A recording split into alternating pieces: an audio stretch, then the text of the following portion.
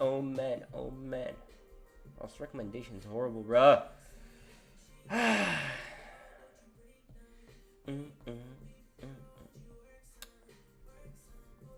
All recommendations. Come on, bruh.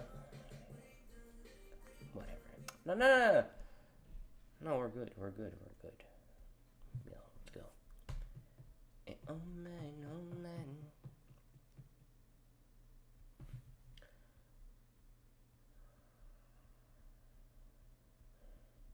Bro, his recommendations are horrible, bro. L. Hey.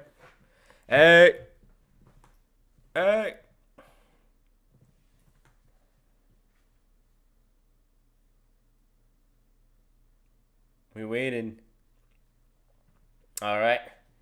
You guys are in here. How you guys doing?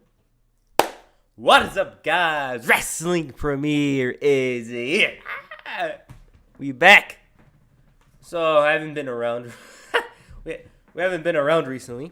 What's up, Levante? Dono, DKJ, Rashard Lewis, Koshan Ard, Q-Tips, Deadly Reaper. Shout out to you guys. I are watching the live stream. You know? Yo, what up? Hey, yo, what up? Nah. Bro, I try to put on something, get hype.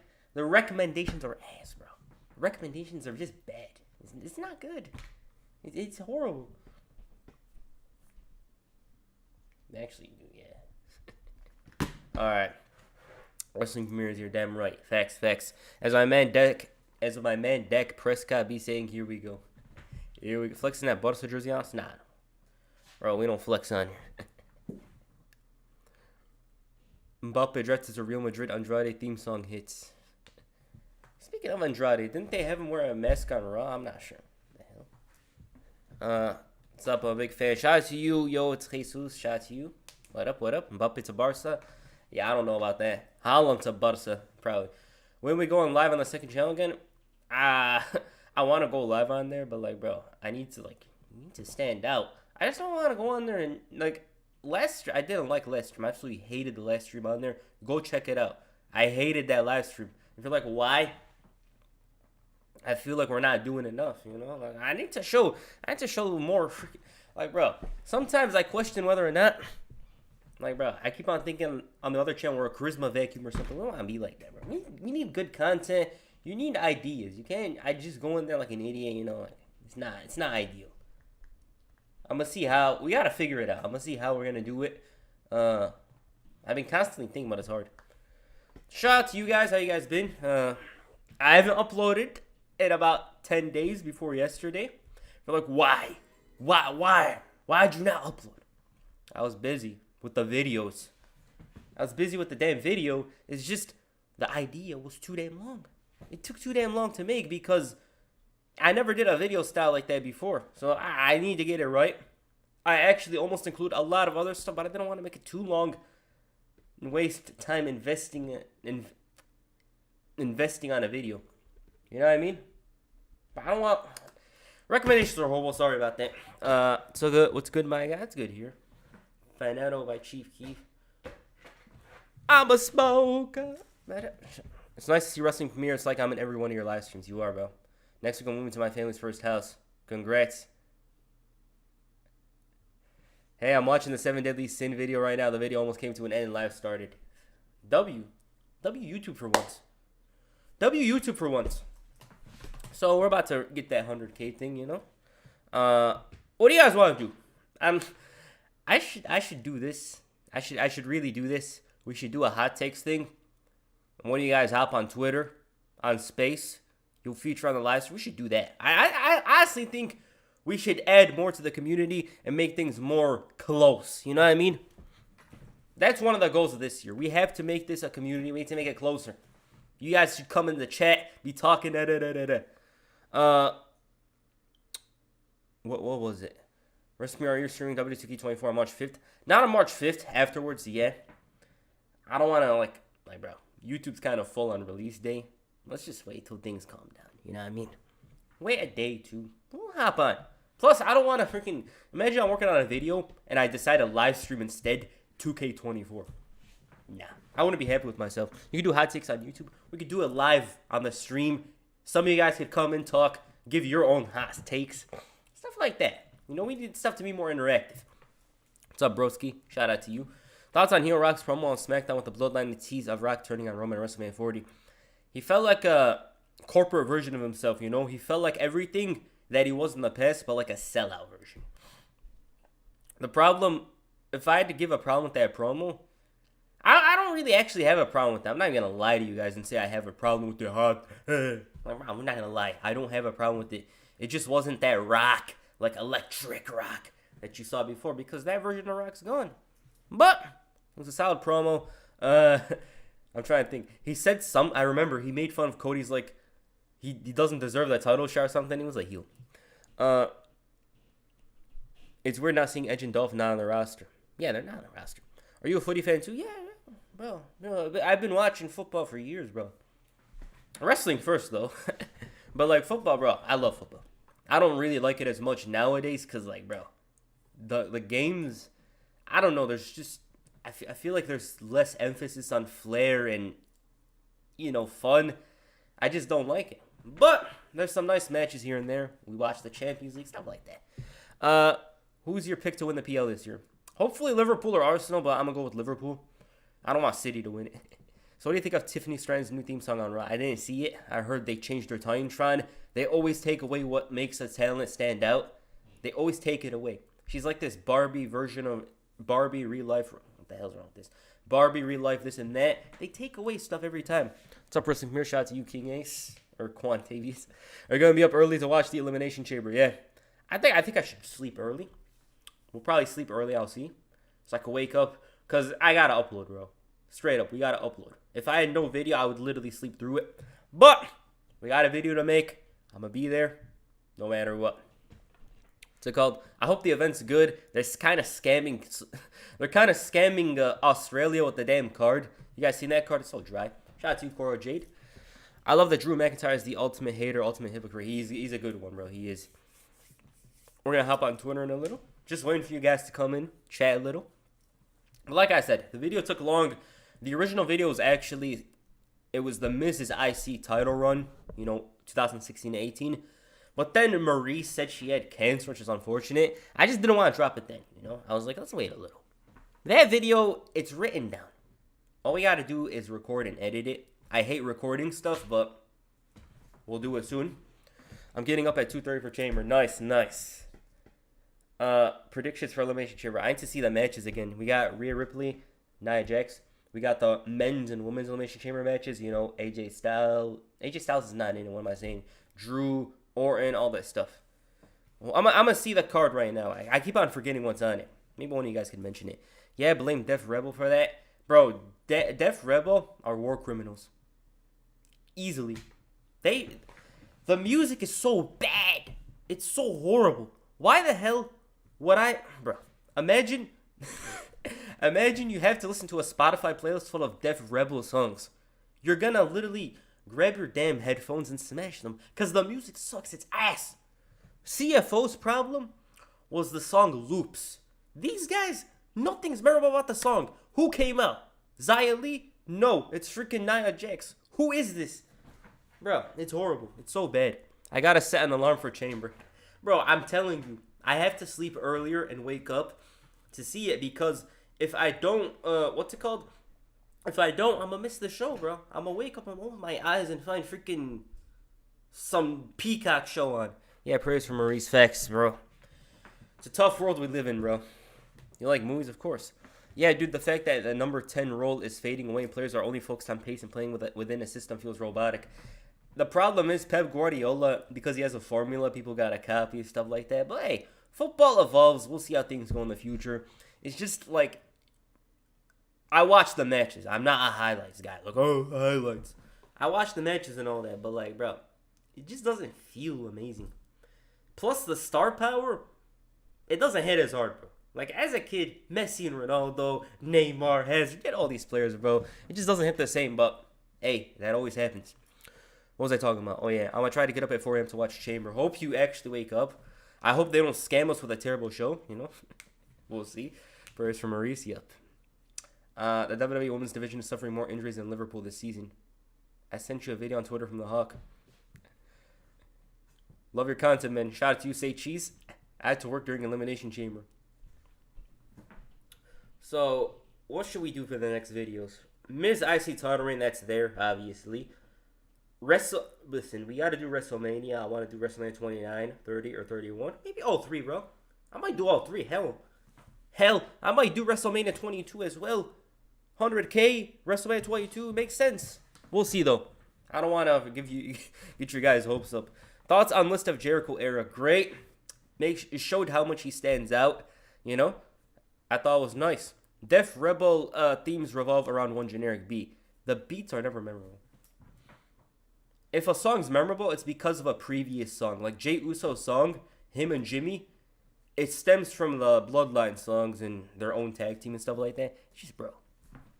Music's important, bro. If you watch my video, you know, 7 Deadly Sins, one of the sins was slop. These guys out here making these terrible ass songs no one remembers. No one will actually stream on Spotify. It's horrible. Sound is memorable. New Age Outlaws, The Brood, even Val Venus, all these guys had a memorable song to go with their character. What is this? It's horrible. Yeah, soccer doesn't hit the same nowadays. Everything doesn't hit the same nowadays. Bro, I got so bored, legitimately. I bought FIFA 14 and 15 yesterday. I played them, fun-ass games. I even played WWE 2K16 because I'm bored. I'm bored from a gaming standpoint, not like I don't feel like getting into a new game at the moment. Don't worry to Respectful Wrestler, we'll see. I streamed Liv Morgan's old theme. Yeah, her old theme was cool. That's the intro for all of them. Drew Galloway and TNA. Ah! Thank you for that idea. I already did it before, though. I got an idea, though. Drew McIntyre, he was at this promotion. I forgot if it was British Championship Wrestling. He was a good-ass heel there. We just didn't talk about it in detail. Eli Drake at TNA, we can do that, but I'm going to see. I want to do something from mid-10s TNA. Yeah, I owe you guys a TNA video. I'm sorry. I'm actually sorry about that. Like, we should go back. I resubscribed to the TNA thing recently. We're going to get back on it. You got to do WrestleMania 31 as that show is fire. Facts. And looking back 9 years later. Facts. The thing I loved about that show, it stands out because it was a bad build. Everyone thought it was going to be one of the worst WrestleManias of all time. Remember that? We make anyone videos from the New Generation era because it's been a few years. Yeah, let me show you guys something. I have a couple of videos on this. My computer broke. ICW. Sorry, that's where it was. ICW was where Drew had this amazing ass heel run. I saw while I was working on this video 4 years ago. It was nice. ICW is actually on Peacock as well, so it's an easy video. Bobby Lashley and TNA, we could do a second title reign. But a bunch of videos around here. Written, not edited. There's one video that's edited. It's Sheamus' title reign. I've never uploaded it because my computer broke. I don't know how to use this thing and actually plug it in because we don't got the freaking USB stuff. But we'll see. We got Shawn Michaels' first IC title reign here. We got a couple of stuff, but it'll take time. As for the New Generation, I want to do Bret Hart because it's easy. Bret Hart. Yeah, his first title reign, I actually had it written down here, but my computer broke, so it is what it is. There's a lot of stuff we could do. Are you excited for Jimmy Uso versus Jey Uso at WrestleMania 40? Honestly, no. I'm not gonna lie. I don't really care. But at the end of the day, what matters is when the bell rings. You know? If they have a great match, good. Good, you know? It's just Jey Uso, I think, evolved to a point where he doesn't need to even feud with his brother Jimmy. That's what I think. Jimmy, he's been halted by the freaking David Starr. Damn, I haven't heard about David Starr in a long-ass time. David Starr, damn! Bro, you reminded me of... you remind me of an old-ass era. It's not old, it's like 5 years ago, but like, damn, I used to hear about David Starr, Joey Ryan, Marty Scurll, the Villain. You remind me of that old-ass era. Damn. Like, bro, a lot of wrestlers from that era just faded. Jordan Devlin, JD McDonough. He's a decent wrestler. I don't think he gets to show much because, main roster. Have you done a video on AJ Styles' final days in TNA? I did a year and a half ago. It was good. Actually, bro, what the hell's wrong with my hair? It was a good video. I liked it. Which WrestleMania main event match do you think is historic? Most of them, bro. If you're talking about most historic, that Rock versus Austin WrestleMania 17. Always for me. It's probably Hogan versus Andre, but nah, bro. It's Rock versus Stone Cold WrestleMania 17. That and Rock and Cena. Have you ever watched Wrestling Society X? I haven't dived into it. I actually wanted to make a video on it a couple of years back. Plus, I didn't catch it when it was on MTV, so you know. Chris Benoit, U.S. title reign. If we make Chris Benoit, which we're gonna eventually, it's not gonna be his video. It's gonna be Booker T's. If it's gonna be a video, it's gonna be Booker T's heel run from 05 to 06. He's not gonna be the main character of the video, even though he technically is. So there's that. You think Roman should beat Hogan's record? Nah. Beating records for the sake of it, I don't like it. Roman Reigns, he's gonna be remembered years from now, obviously. At this point, he's gonna be remembered as one of the most memorable wrestling title reigns ever. Even though some of the title reigns been like, people are gonna remember it. They don't need to add Hogan to the record. Yeah, it'd be cool for him only. But is he gonna make the more money? I don't know. I just hope they end it where it should end, which is WrestleMania. Cap it off. Let us remember Roman Reigns' title reign for the good. What's next for Shinsuke Nakamura? Andre the Giant Memorial Battle Royal. You do a video at Sexy Star about how she got banned from AEW in WWE. Oh yeah, that's another name I haven't heard of in a while. We might do Lucha Underground. I got too many ideas. It's about making them. Bro vid on WrestleMania 31 win. So you guys want WrestleMania 31. Have you ever played the Day of Reckoning games for GameCube? I actually played them before, yeah. Day of Reckoning 2 is good. Don't worry, we're gonna go on Twitter. Just wait up. Awesome Truth teaming up now is like New Age Outlaws teaming up in 2012. Facts. I don't even care about Awesome Truth. You haven't watched Hogan vs. Andre, gonna watch Relive It on the 2K24 showcase. I actually watched it before. Fell asleep. It's not a wrestling match. If you watched it in 1987, you're gonna like it more. Some people aren't, obviously. Like, if you watch it nowadays, it's not that good. Favorite current WWE superstar, male and female. Favorite right now, Cody Rhodes, easy. And female, Becky Lynch. Hey, WP, what happened to your last stream? Did it get taken down? It gets taken down, bro. Don't be thinking I delete them. I don't delete the streams, bro. I leave them on there because you like VODs. People like VODs. Some of you guys might not catch the stream. They deleted it for copyright. That's what it was. I might put it back up, though. But yeah, Hogan Andre it was not a good match. But that's almost not the point, though. A video on Cody Jake's tag team reign, that video ended in 1 minute, bro. A 60-star got banned from AEW because of Cody Rhodes. Really?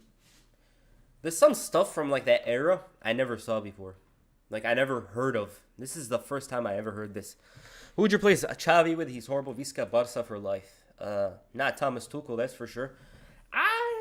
It's tough, bro. The thing is, the market in general for strikers and managers are limited. Is it true that Sheamus will be at AEW? I heard rumors, but I think he will, bro. I think by the end of the year, he's going to be with Cesaro. I keep on calling him Cesaro. Claudio Castagnoli. That's what's going to happen. You said good like a Canadian. Good. But like I said, bro, the market for coaches is horrible. I don't even know who they're going to bring in. Who should dethrone Gunther? Actually, collection video with all Cody's tag reigns could be cool. Legacy collection soon. I don't like uploading collection videos a lot because, you need to upload original content, bro. You have to. You can't be out here dropping collections. It's lazy. I just do that because the algorithm's annoying. You know what I mean? Hey, as for who should dethrone Gunther, I think it should be Chad Gable or Ilya Dragunov easily. You got to bring in Ilya Dragunov and show the main roster fans that he's this dangerous, guy that shouldn't be messed with. They got to do that with him on the main roster. Then you could have him beat him. Rock's Roman brought me back to 2003. He didn't sound like Dwayne. He even had the voice. I don't think he hit the same as Old Rock, but he's gonna get used to it. You know what I mean? Rock is gonna get used to it to a point where he's gonna be almost like his old self.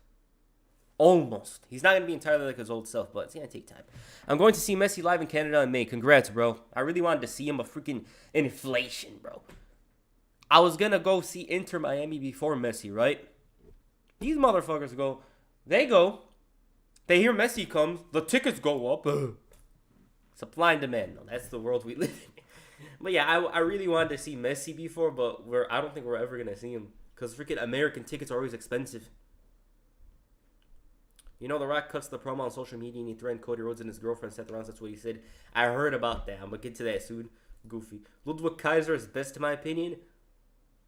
Good wrestler. Ready to go with the content and reminisce on my childhood. Thank you, Hector. When we get on Twitter right now, just wait up. WP, I dare you make a video about Triple H, Kane, Katie Vick storyline. The problem with that is everyone does it, bro. I don't really like doing videos on Monday Night Wars. Everyone knows this stuff. It's not just about everyone knows. What perspective am I gonna bring with that?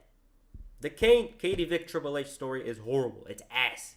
One of the worst stories ever. Why? Because why are you making your good guy seem like a freaking weirdo, number one? I'm saying he killed his girlfriend. Da, da, da. Drunk driver. What the hell, bro? What is up with the booking department? The thing WWE messed up with in the early 2000s was they're just edgy. Straight up. They're just trying to be edgy for the sake of it. Like, bro, the storylines, you notice this. This is something I'm sure a lot of you guys notice. You guys notice in the early Ruthless Aggression 02 era, before WrestleMania 19, they were doing some weird stuff to try to, like, bring attention, but none of it was working. You guys remember? The lesbians. Remember that? I know I took college funds to get those tickets. Yeah, bro. Of course, bro. Those tickets are expensive. You're better off going to freaking Europe and watching someone else. I wonder how much it costs to go to Saudi Arabia and watch Ronaldo. You know, watch freaking him and Sadio Mane. If they told a good story. When's Solo turning on Roman? I think after WrestleMania. Bailey and Chuck's run soon. For the lower card guys, Reverend Devon's probably the next video. You're my friends. You're my friends here at YouTube. We often discuss about your video when he talks about wrestling. What does he say? I know it's just me, but it gets me angry when people said The Rock quit in 04. He never quit, but he wanted to continue to wrestle, but they fired him. Facts. That I actually made a video on. I really love that video because it was different. You seen Dynamite tonight? I only seen it on Twitter. I don't watch Raw, SmackDown, or Dynamite because there came a point a year ago where I felt like I watched too much wrestling. I was so burnt out. Like, I'd see a good match, but I did not give a damn. And I was like, this is bad, bro. So I just started watching less. You know, because I like... Matches hit better when you actually, like, you're into what you're seeing. I don't know why, but I just felt burnt out. Conor McGregor WrestleMania face-off with Michael Chandler, perhaps. Bro, they had that thing on Raw, which was so funny. I'm like, what the hell? TKO's going crazy. Would you like to see a tag match on night one between Rock, Roman, and Seth Cody? Yeah, I'd like to see that. You know, I'd be cool with it. Do the Impossible say something about... bro, I'm messing up. Do the Impossible say something good about the KD Vic stuff or getting the casket? Call the Undertaker, bro. Just call him. WrestleMania coming to my Mania watching party out here in Sacramento, California. Hey, man. Thanks for the invite, but I can't come out. Can't be coming out at the moment. We gotta work. Have you bought any WWE merch? I want to ask a t-shirt. Yeah. I got some stuff. I got some stuff I could show you guys if you want. You know? We got Eddie Guerrero, CM Punk, John Cena. I got a couple of shirts. It's just, listen. It's just the WWE shirts. They're not good nowadays, you know? That's the problem. It's always the old shirts. And I bought a Rock shirt once, but someone stole it. I bought a Rock shirt. I thought it arrived. Someone stole it. I haven't seen it to this very day. I swear to God. I bought a Rock shirt. Just bring it. I haven't seen it. Never. It disappeared. What I think about the Raw segment was that crowd didn't give a F until he mentioned Conor. Then they went crazy.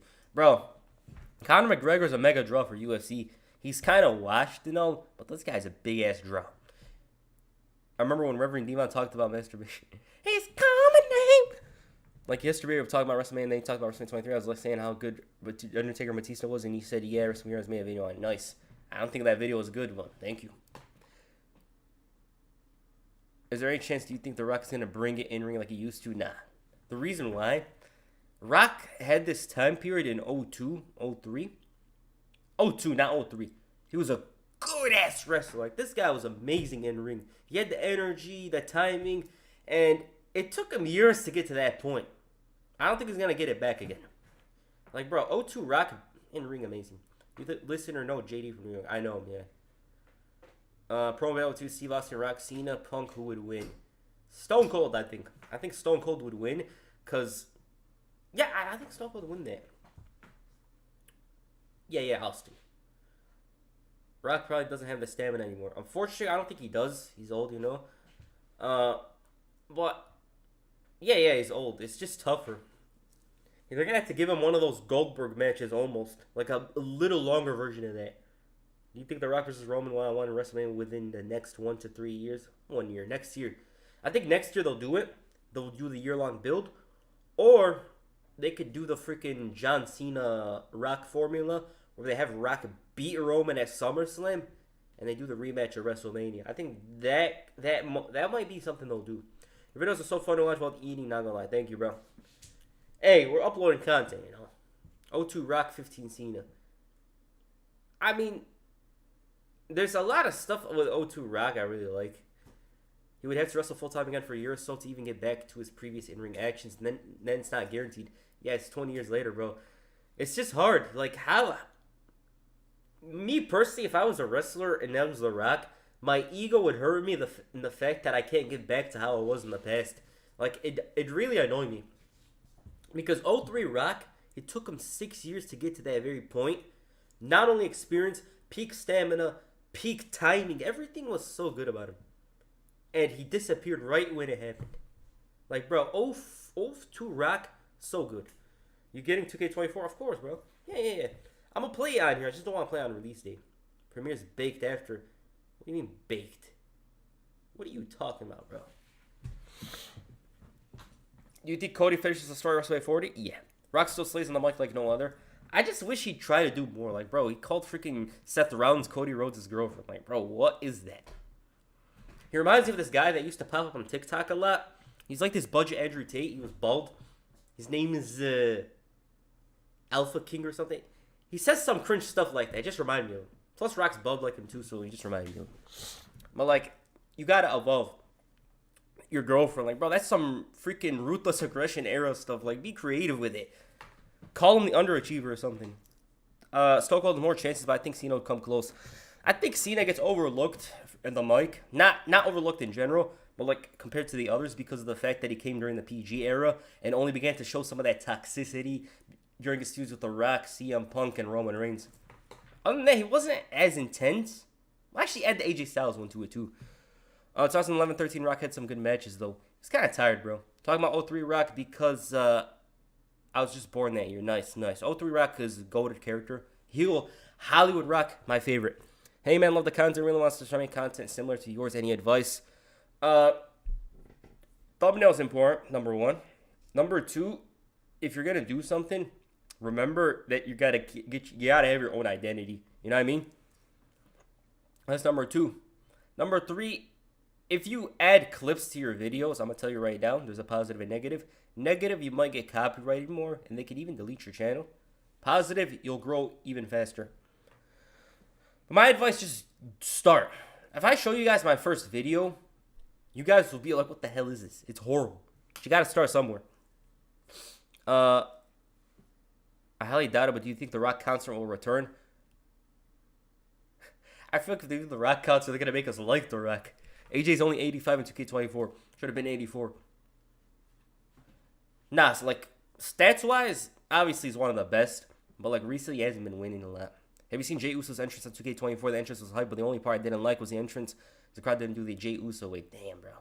Did you see the O'Shea interview with Chris Van Vliet? I heard about it. We're going to see on Twitter right now. There was one thing about him, like, even though he, like, shills for WWE all the time, there was one thing about him that told me a lot about his character. It showed that, you know, he's a cool guy. Like, low-key. He does chill for WWE, gets in fights with people on Twitter, which I find goofy. Like, your dad's Ice Cube, bro. You go talk about Straight Outta Compton. You can do whatever the hell you want, bro. He's out here focused on fighting people who talk about WWE and AEW all day. But there was something cool about him. It's the fact that he shouted out a channel when he didn't need to. I'm going to show you guys that tweet if you remind me later. Are you excited for 2K24? Kind of. I wish they I wish it's really good. You know, I hope CM Punk's around. I hope they actually deliver this year. But they always leave a part of the game in the dark until you actually play and you're like, what the hell? The problem with the games nowadays, they're not bad, but I'm not like into them. Like 2K23, I played it throughout the year, but I didn't play it a lot. It just wasn't. It's not must play. I think it's a case because I grew up or something. I don't know. I'm a huge SVR merchant. My last 2K game was 2K19. This year's game looking good. I'm gonna think about getting it. You think it's worth it? Since you haven't played since 2K19, I think you should buy it. But do not be hating on me, bro. Do not be hating on me if it ends up being bad. Look at the problem against Solo that Cena did, and you can realize how insane Cena is on the mic considering how he started up. I'm gonna tell you again. Cena has been limited throughout the eras. If this guy was actually unlocked, he'll be. People will be talking about him more on the mic. He's still one of the best on the mic, but I feel like he wasn't used to his full potential. You think Baron should keep Tuchel? Hell, well, actually, they should keep him. They should keep him for the next 5 years. I wish they do. God willing, Bayern Munich keeps Thomas Tuchel for the next 5 years. It'll do the Bundesliga a great service. It'll be the best league in the world. Am I the only one who questioned why Logan Paul's a 90 overall? 90 overall, bro? 90 overall? You guys seen who's 90 overall on 2K? They're giving it to freaking like, bro, 2K overalls are just they're just bizarre. They got freaking, what's his name? Who's 90 overall on NBA 2K? They got Tyrese, they got him as 90 overall. So when you compare him to Logan Paul, it's like, bro, what the hell? But the ratings are off. Drew versus Seth or LA Knight versus Seth? Drew versus Seth. LA Knight, I feel like he should face someone else. Recipe, do you watch anime? I heard someone compared to wrestling, and I have to agree. I don't watch anime. For like, why? Well, I just haven't gotten into it as a kid. You know, that's why. And nowadays, bro, it's so hard to get into anything. Like, I barely got into MMA 2 years ago. Barely. Like, I go back and watch the fights from a long time ago. You know, whether it be Brock Lesnar, freaking... what's his name? Georges St. Pierre stuff. It's just hard to get into stuff and gain knowledge. Also, I do wonder what WrestleMania 39 with Punk or Jade Cargill entrances would look like. WrestleMania 30. Oh, yeah. Ever since Rock returned in 2013, his promos been cringe instead of funny. Because he just does the basic, generic, look at this. Your mom's goofy. Smack you, know your role. Bruh, you have to evolve. Ahmed, what's up, bro? You just started? Yeah, we just started. Good to see you, bro. You guys know each other in here. All right, I think we should go on Twitter.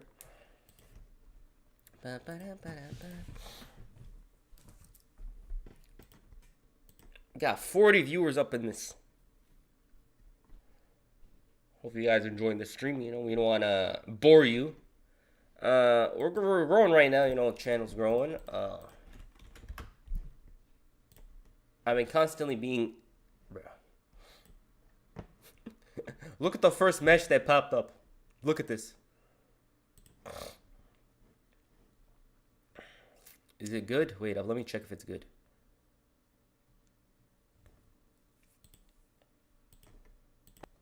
What the hell was that loud ass sound? Alright, let's go. Twitter. Boom. Alright, here we are. So, this is the first match that pops up, and this thing was horrible, bro. This thing was so bad. Loki almost fell asleep in the stadium after the entrance is such an underwhelming pay-per-view in general. Yeah. Is it true Cena supported Vince? It's gonna pop up. By the way, you guys want to shout out, follow me, message me, whatever. New Jack. We might have to watch it. Remember superhero costumes actually rip? Yeah. Spider-Man 2 is a good-ass movie. Jaylen Brown has 1 year left to win 5 rings.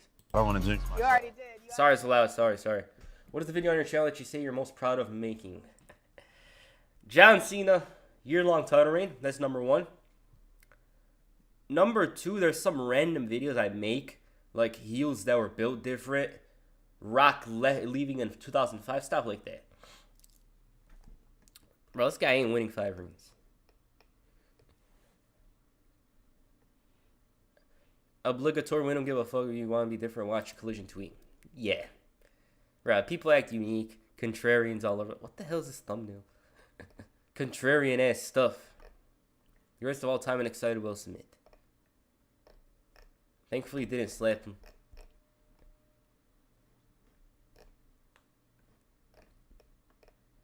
Bro, this guy almost got shot. Like, what the hell? How? How careless is that? We have to check Ronaldo's passport. Yeah, he ain't going to America. They got Kathy Kelly in the 2K24 game.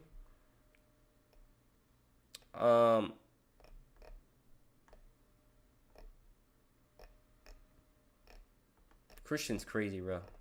Wait up, wait up. We're gonna turn off the energy. We need content. Should Gaethje and Holloway? Nah, I don't know about that. Bro, Adrian Peterson was so good.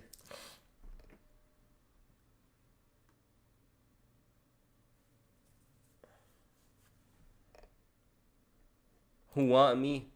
No. What the hell? Why'd they use this image, bro? You hear this guy? The best in the world, the real heavyweight champion. I beat his ass like nobody has in his entire career. His body. They're gonna make fun of him in the comments, bro.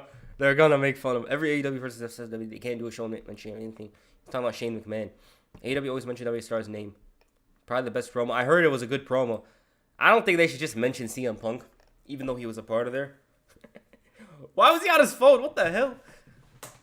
Remember Al Snow on my car? Al Snow was with Dan the Beast Severn? That's crazy. Dan Severn, bro. One of the toughest wrestlers ever. I mean, it doesn't really count because he was MMA, but you know. Let's see this. Racial discrimination lawsuit. Oh, yeah. You guys remember when they sued them for being racist or something like that? And, oh, they're mentioning her because she got hired by AEW. Come on, bro. Come on. 0 shots on target, bro. They lost to Porto. Ryback still doing stuff. Match pissed me off for how underwhelming it was. The SummerSlam had so much potential, almost nothing to hit. Yeah, bro. Bro, they should have imprisoned WWE for this trash-ass pay-per-view. What the hell was up with the main event? That main event, no interference. No bloodline interference. What happens? Freaking Solo comes out. What the hell? Wrestling's a small world, man. Facts. See, I told you it's a respectful wrestler. I don't think he's respected a lot, but... Okay. I definitely... Bro, what the hell? After reading that comment, I was thinking it's John Cena's year-long video, and isn't it? I was right. I guess I'm watching too much wrestling from here. Never heard of that in my life. Never heard of someone that watched too much of my... Ah, get out of here. Raw 1,800,000 viewers. Bro, this video, I still can't believe it actually exists. You guys ever see this before? So, the context. This guy is a famous streamer. Look at this punch, bro. This punch, Bro, this punch was crazy. That security, I think it was not Ty Dolla Sign, AJ Francis. Bro's got the same look as him. All right, this is the John Cena quote. Let me read the chat. Can you do the quiz about which title ring was better? Maybe. Can you please do all the faces of Bray Wyatt? I want to do a Bray Wyatt video eventually, but I don't want to, what's it called? I don't want to do it at the moment, you know? WrestleMania, I'm excited to play Gauntlet match in a mainline 2K game. Okay. All right, let's read this. So this is John Cena's quote. People are upset by it, which I think is reasonable. Let's read it. I don't think it's complicated to talk about. It's complicated to listen to. That's why I don't necessarily put a lot of time and equity into it. He's talking about Vince McMahon and the whole allegation stuff he's been exposed about. There's still a long way to go. I can say this. I'm a big advocate of love and friendship and honesty and communication. In the same breath, I'm also a big advocate of accountability. If someone's behavior lies so far outside of your value system that the balance shifts off, I can't operate in a world where this works. That's the end goal of being accountable. Right now, I'm going to love the person I love, be their friend. I love you. You have a hill to climb. There's a saying of you don't know who your friends are until shit is the fan or your back is against the wall. That doesn't make any of what's going on any easier to swallow. Just telling someone you love them, it's a hill to climb, and we'll see what happens. Terrible quote. We're not done yet. There's that. It sounds so cliche, but it has to be one day at a time. I've openly said I love the guy. I have a great relationship with the guy, and that's that. It's largely my constructive operating with honesty and communication. Those are strong leads to handling any problems or achievements. The whole thing is super unfortunate and sucks. It deals with an individual I love and an entity I love. I want everyone to have the same experience that I have. Not only do I tell a friend that I love them, but I switch the entity I like. Not a good quote. The problem with this quote is John Cena played it too safe. You know? I'm not going to ask him how he should feel. But he should feel... Well, actually, I'm going to ask him how he should feel. You should be like, I had a close relationship with a man, but it upsets me seeing all this that's going down. That's it. Simple as that. Boom. Good. Plus, bro, who cares about Vince McMahon? You got Hollywood. You can just, like, psh. Thoughts on Gunther and Logan is the same. Logan is at least 87. Gunther 97. Damn, Gunther 97 is crazy, though. But like I said, this quote, bro, this quote is not good. Due to the fact that, like, if you read about the stuff Vince was accused of, you wouldn't try to, like, make a soft, you wouldn't try to make a soft thing out of it. Like, yeah, John Cena obviously had a close relationship with him and all, but there was something that Randy Orton said that stood out to me in the way he said it when compared to John Cena. So let me show you guys. So, Randy Orton.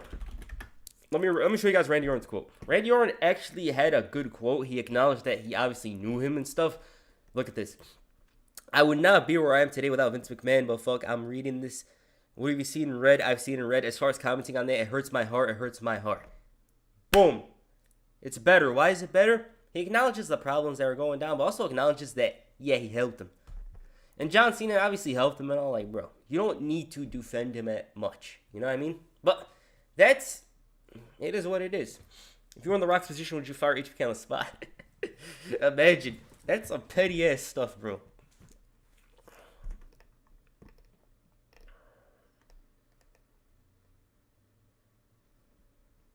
Sting. What the hell? I need you all to remember that time the WWE had... Oh, yeah. You guys remember this? Realistically, it makes sense that the dude hasn't lost a match since getting called up. Gunther. Yeah. They were on something during... Bro, 2020 was a fake-ass year. You guys remember that year? Like, it just wasn't real.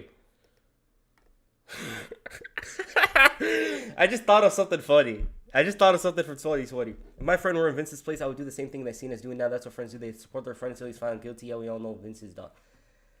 I know, obviously, like, if someone's a family member, you're going to defend a bit more.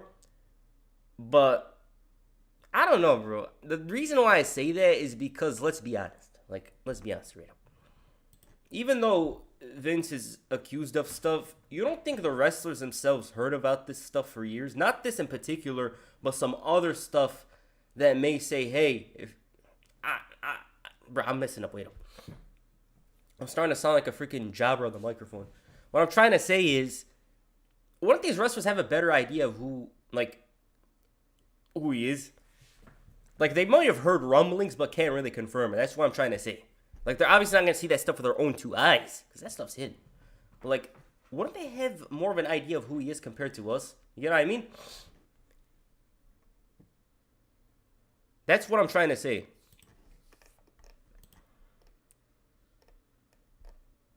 Bro, Jinxie's big as hell. Bro, Jinxie's crazy. Yo, WP, you watch any other wrestling promotions? I watch AEW a bit. I haven't dived into TNA. New Japan, I haven't watched it in a while.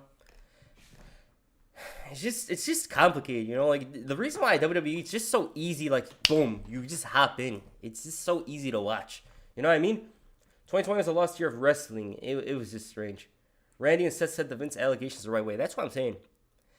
Because if everything gets proven to be, like, true, everything, everyone's gonna laugh at John Cena. Yeah, Premier, get it? Get what? Did I say something? Louis. Do you think Cena knew about Vince allegations throughout the years? I don't know if he knew, but, like, they probably, like, listen. You don't think at the workplace they hear about, oh, probably this and that. They can't confirm it with their own two eyes because they didn't see it. But, like, maybe they had an idea about stuff. They didn't have an idea about the depths of it. They probably heard he's a womanizer, da-da-da. They probably didn't hear the deepest parts of it. You get what I mean? But I don't work there. I don't know anything. I'm not going to act like I know what the hell's going on there. Bro, what the hell's wrong with Twitter? This is actually a good design. Who messaged me? Who messaged me?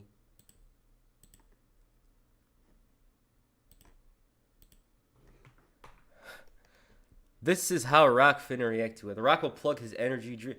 Yeah, man, it's tough. It really is. I should be on here with you guys joking around. Bro, this is actually almost spot on. He forgot mana, though. Drinking Terramana, but here we are. Yeah, it's tough. Look, he gave you a huge opportunity to change my life in this business. You had to read that stuff. It's not great. And moments like this is about your character, what's inside of you, your mana. We're going to see what happens. Yeah. How many jerseys do you have? I have, I don't know, 20?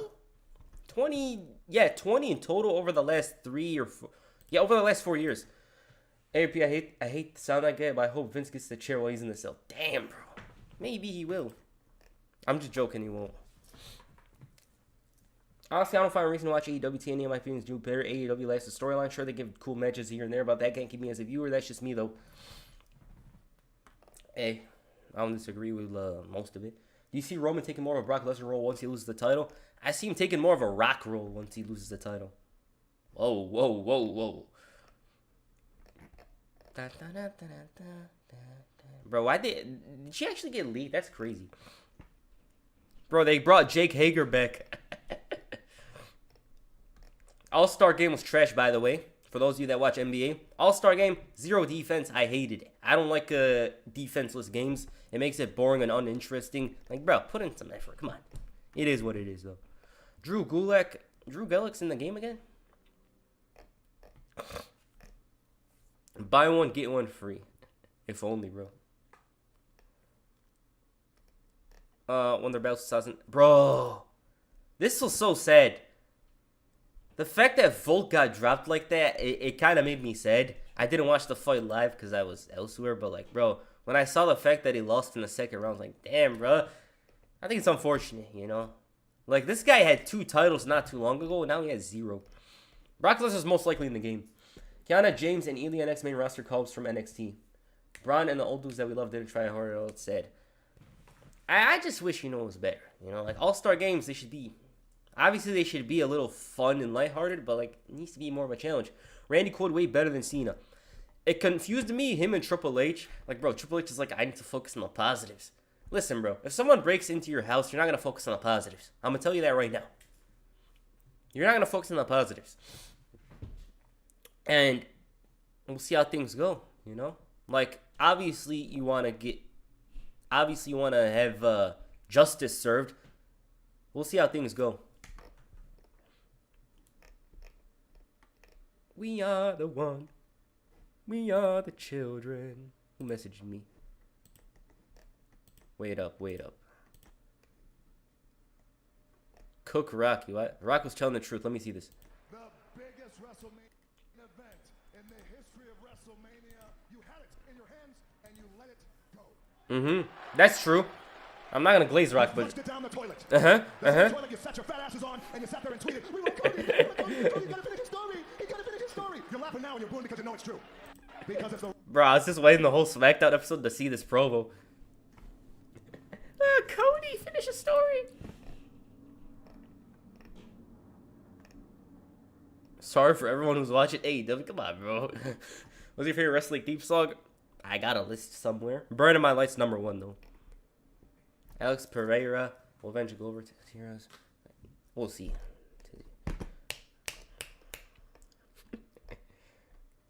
Have a cool. Kevin Nash says Bray Wyatt should have been the one to break the Undertaker streak. I mean, if it wasn't Roman, it should have been Bray Wyatt. If it wasn't Bray Wyatt, then Undertaker should have just kept until the very end. There wasn't many that should have broken it, you know what I mean? Like, you need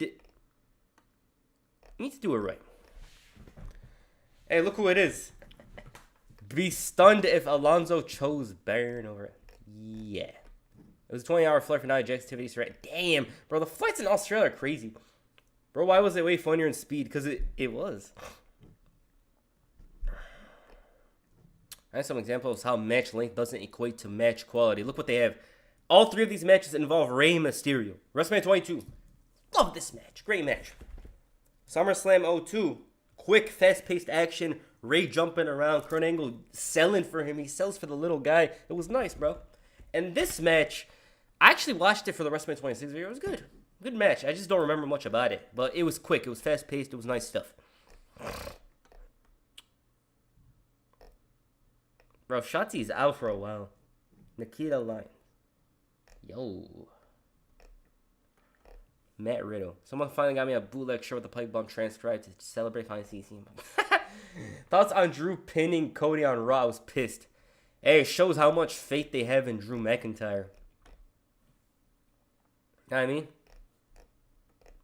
It's crazy. This match, insane. Bro, this match, like, I remember hearing a lot of hype about it. Remember Fat Gunther? Oh, chubby Gunther. Damn, bro. It's just so unfortunate this match happened in an empty arena, bro. It's one of the best matches of all time. And that's saying something. You know what I mean? Like, it's actually saying something. It's one of the best matches of that era. This era. Cain Velasquez. Ginola. Yeah. Stuff doesn't hit as hard here. Lou Williams, 6 man.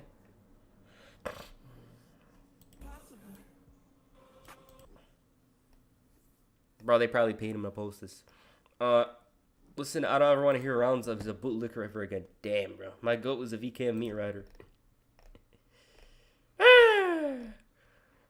Remember the Taiwan thing, John Cena? That was funny. If the triple threat from WrestleMania 22 lasted longer, all-timer for sure, yeah. Should have main evented for 20 or 30 minutes. Facts, bro. That's Walter, not Gunther. I just keep on forgetting, bro. I see him, and I just thought, boom, Gunther, unfortunately. Look, you guys out here sharing my videos. What the hell, bro? You guys are out here sharing my videos. That's crazy. Bro, we finally got motion. Wait. Thank you for sharing. We got motion in here. Yeah. Let's go. Thank you for sharing the video. Will Drew win the world title this year? Yeah. I think he has to.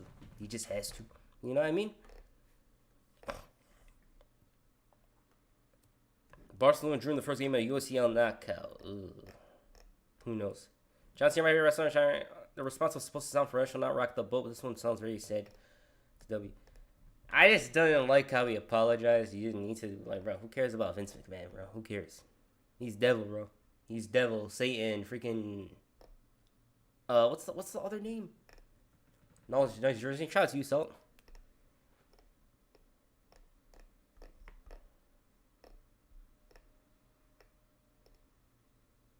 Team Hell No is nice. Randy Orton was hurt. W. Rio was so real for that. I eat, sleep, always got fire jerseys. Hey, if I buy a jersey, I have to like the design. There's a lot of jerseys that suck as well. Like, nowadays, they're just bad. Not nowadays. There's just a lot more that's bad now. What's in here, bro? Come on. We need more stuff. Come on. 2002 Triple H. Finally got a new marathon ready to start the wrestling YouTube journey. Wish you well. What's it called? Wish you well. Hope you do well. He was the one involved in the racist storyline. Come on. Ric Flair's making a documentary for. Rock's making a documentary for Lucifer. There's another one. There's another name. There's a lot of names, bro. Baal. I don't remember. Baal. Satan. Shaitan. There's a lot of names, bro. You can call them all you want. Would you rather take a chop from Gunther or take chop from Big Show? Gunther, bro. Give it to me. Give it to me, bro. Who cares if my chest is red? Hey, Rescue, do you know about the WGC shady stuff? WGC? I didn't hear about that. Enlighten us. The first day at the sheet. Come on. Please. Why? Why are they making these jokes? Come on. Maturing is real. I know this fight does not deserve time. Damn. They got Ken Shamrock in here. Thoughts on Rhea Ripley? I think Becky should dethrone her. The mommy gimmick is stale. Her reign is boring. Her reign's not good. Hers is star talent is. You're like, why? I actually like her, bro. Rhea Ripley is one of the most charismatic wrestlers in WWE right now. She really stands out as a whole because she's young, she's hungry, and everything's going her way. I think she should be Becky Lynch to like complete like her evolution, her ascent to the very top. She's at the top right now, but like she needs those accolades like John Cena, WrestleMania 22, WrestleMania 23 type stuff. So yeah. Undertaker, The Rock, Triple H, Lita, George the Animal Steel, Ken Shamrock. Bro, I love the fact that they brought in Ken Shamrock and Ricky Steamboat. It's nice. What's the best WrestleMania match and your personal favorite of all time? Best WrestleMania match? Bro, you watch the channel. If you guys know, I'm going to tell you. It's WrestleMania 21, Kurt Angle versus Shawn Michaels. That's the goated match. Favorite? It's that or Shawn Michaels versus Undertaker WrestleMania 26. I'm not sure. It depends on which one I watched most recent. Yo, Skydamn, 200 days. What the hell? You should do a quiz on which star rings your parent. I'll see. She was Pog Patrol Coalition? This pops up. What is this? It popped up before. Maybe that's what it is. I don't know. Sometimes I'm lost. So after a week of promotion hype for The Rock, SmackDown viewership still dropped. I guess we know who the real draw is. Damn, that's crazy. What was the worst finish you ever seen? Wasteland. Wasteland is horrible, bro. Have you seen the 2K24 soundtrack? Oh, yeah. You reminded me. You guys see the 2K24 soundtrack? Listen, bro. Listen. I'm not a big fan of Post Malone out here doing this. Like, what is this? Like, no offense. The reason why I have a problem with the soundtrack is I don't like it. I just don't like it at all. Like, what is this? Bro, never let Post Malone choose songs again, please. Please, bro. Listen, they got Yeet on there. That's funny. Please. I hope they do the 2K19 special and have wrestlers choose the songs. At least it's from the wrestlers themselves. It'd be better. Like the soundtrack, bro, I don't want this. Put your hands where my ass can see. Busta Rhymes. Nah, bro. Why think it Post Malone? Come on. I didn't like it. Last year's soundtrack was a bit better. Where is it? Last year's soundtrack was a bit better. I want to see it quickly. I need to remember.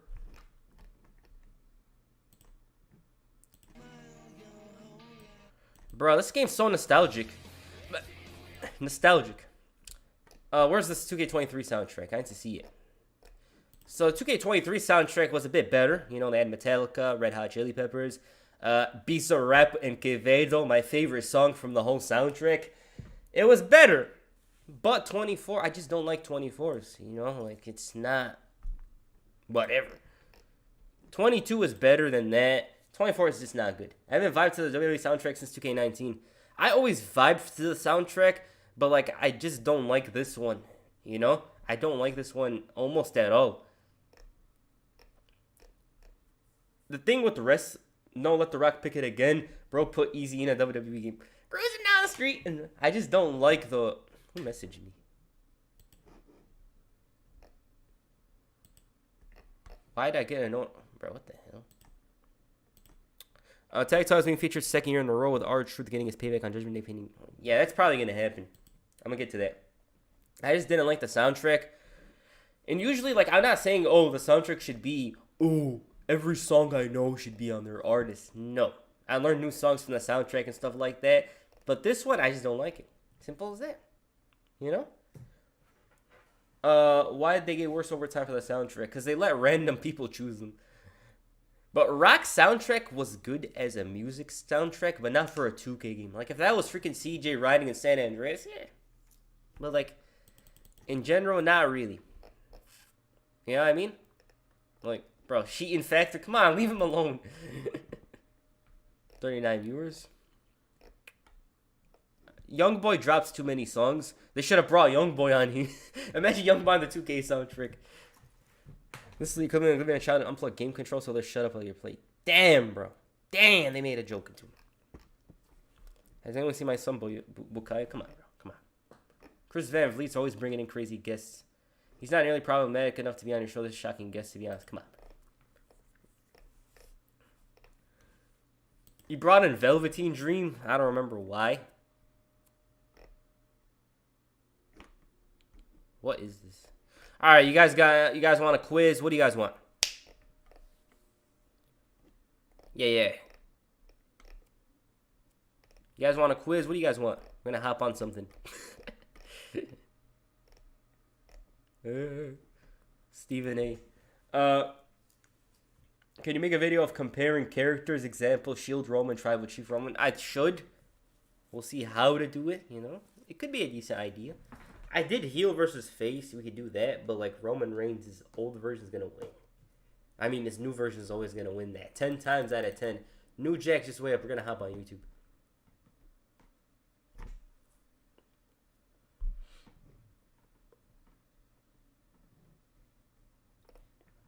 First screen you're watching Avatar live action comes out, man. I heard about that. I haven't been watching much recently. A lot of teams are calling the damn. Jordan Boo. CM Punk still has a real AEW title. All right, let's go on the quiz thing. Wait up. If Fufu doesn't work, we'll go on the other one. Play GTA sometime, please. We'll do on the other channel. Which GTA? Which one? San Andreas 4, Vice City. Which one?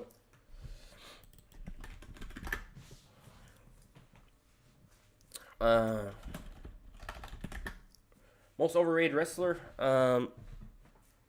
Wait up.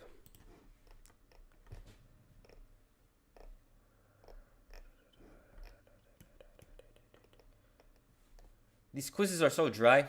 I'm sorry. You know? We already did this and this, so we can't do that again. San Andreas. Bro, I need to play it again. I haven't played in a while. CJ with that ugly ass, dirty ass, no good tank top, hopping around. Worst place in the world. Rolling Heights, Balla Country. The police throw him out the car. He's walking around. I'll be popping bottles, sparkles and champagne. Yeah, San Andreas is my favorite, bro. I swear, it's my all-time favorite game. It'll always be. GTA San Andreas, SVR07, True Crime Streets of LA. Those are some of my favorite games ever. Call of Duty Black Ops, the first one. Let's see this. Let me do this one quickly. I'm sorry. Which terrain was better? If there's a quiz for it, just send it to me. I don't want to see the results. I don't want to manipulate the results. All right, worst title raid. Great Khali or Sergeant Slaughter? Great Khali. Sergeant Slaughter's run was just dumb. They turned him heel. He was like, oh, I'm an evil foreigner. Come on. Stan Stasiak. How long did he hold the title? He was the most transitional champion. Jack Swagger's was most definitely worse. GTA 4 is my favorite because there was way more to do. I need to finish GTA 4 on the PC. We haven't. Who knows? We might hop on after this stream. We'll play.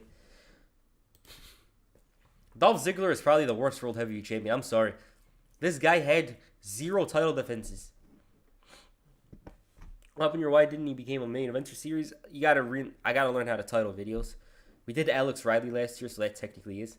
Kane was better as a world champion than Christian. Can we do a video game tier list? Maybe.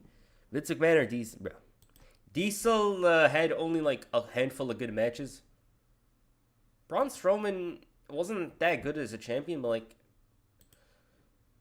bro, come on. Why are they putting him in here? Guys, we're a Barca fan. No, my favorite team is Dortmund. If you're like, why am I not wearing it? I just wear jerseys, bro. I collect a lot of them. This is Gavi. Finn Balor or Rey Mysterio? Balor won the title. I think Rey's was worse, bro. I think Rey's was worse. I'm sorry. Like, this guy literally lost the title 2 hours later. Other guy got injured. Man, Dolph Ziggler moment cashing was awesome. It was. Hey. I'm almost inclined to choose this one over this because RVD's title reign wasn't even bad, bro. Why is it even in here? Jinder Mahal or Big E?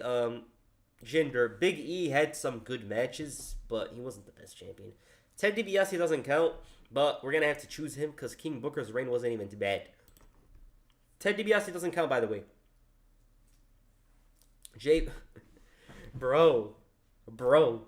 Andre the Giant held it for 2 minutes. I surrender title to Ted DiBiase. The guy, what? He's holding that title. What? What is this? That's a good-ass moment. One of the most iconic. Yokozuna or Goldberg? Yokozuna had Bret Hart. This is an L. It's kind of an L, the fact that they put Big Show in here. I don't think his World Championship reign was bad. You know?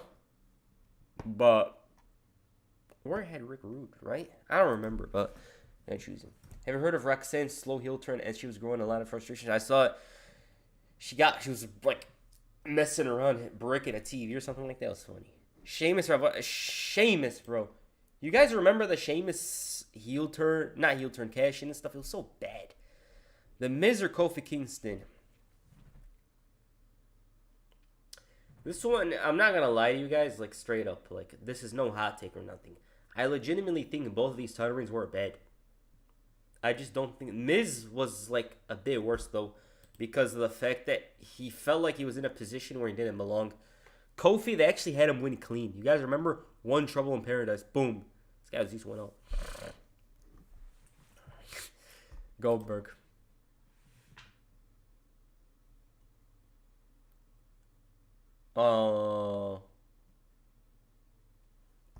Andre the Giant or the... Andre, bro. Default. Andre, he's not going to win this tournament, but... Did you see the video of Trey Live watching your video of 2000? I didn't see that, bro. Who's Trey Live, though? Great cut. Bro. This guy's holding it upside down. Recipe was the do it for... Was that the do it for... What? That was Ziggler, bro. I'm sorry. Ziggler had 0 title defenses. Successful, too.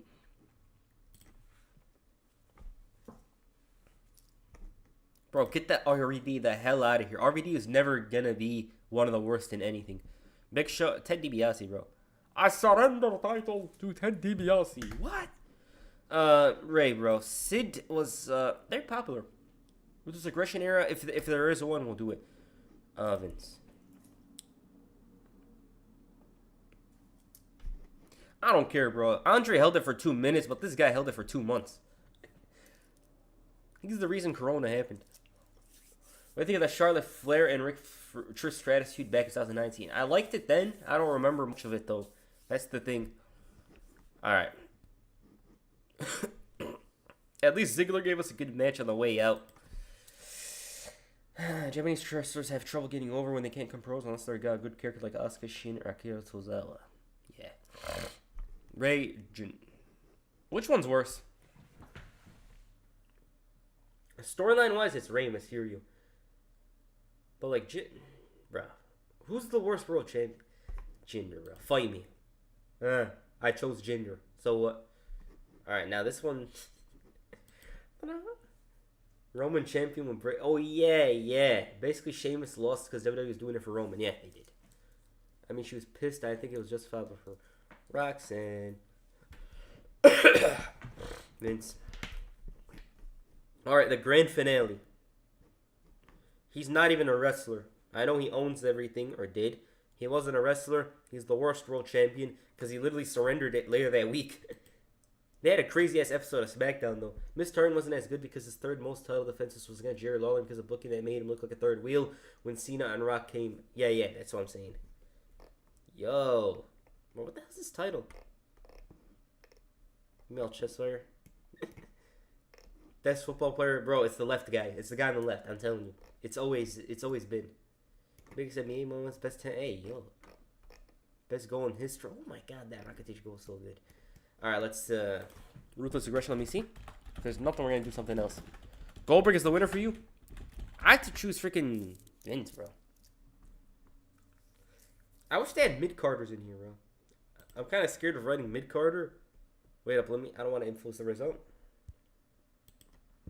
How many people? 64. All right, there's a lot of people in here. Let's go. Chavo Guerrero, Carlito. I'm sorry. I hated both these guys. I hated Chavo a little bit more, though. Who's better, though? I'd say Carlito, bro. I think Carlito was more interesting. I'm sorry. A-Train, bro. I'm sorry. Batista, Batista. This is from my point of view, by the way. More biased. Like, you get what I mean? Test top quote Simon Dean. Problem solver, but this guy. Let's come out of the scooter. Did you know that the first Frank exclusive pay-per-view took place in my home state of Denver, Colorado? Vengeance 03, right? That was a good event. Bro, that one of the best pay-per-views. King Booker, bro. Booker T. Booker T, I think he's I want to say, underrated. Underappreciated. Chuck Palumbo. Bro, we got to make an FBI video. Remember FBI? Speaking of FBI, there's Nunzio. Eugene. Remember back in 2012-13 where WWE treated the World Championship like the mid-cartel? I remember. Even he's confused as to why he's on this list. It's time to rock and roll. Bruh. No contest.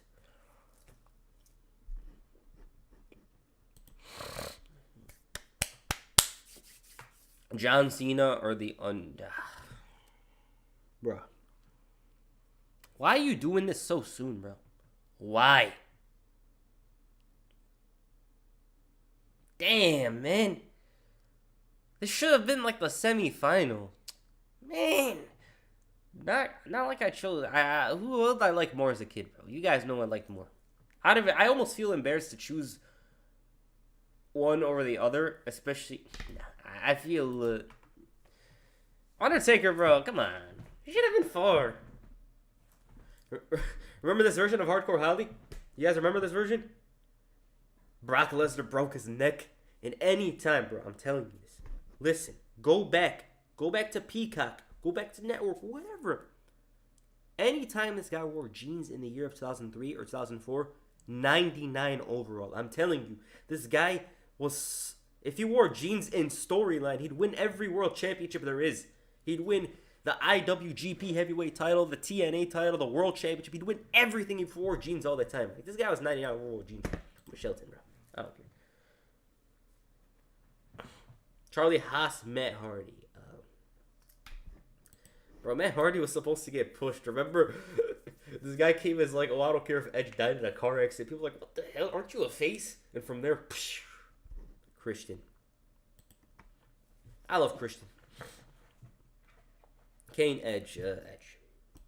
Kane, he was in some very strange stories.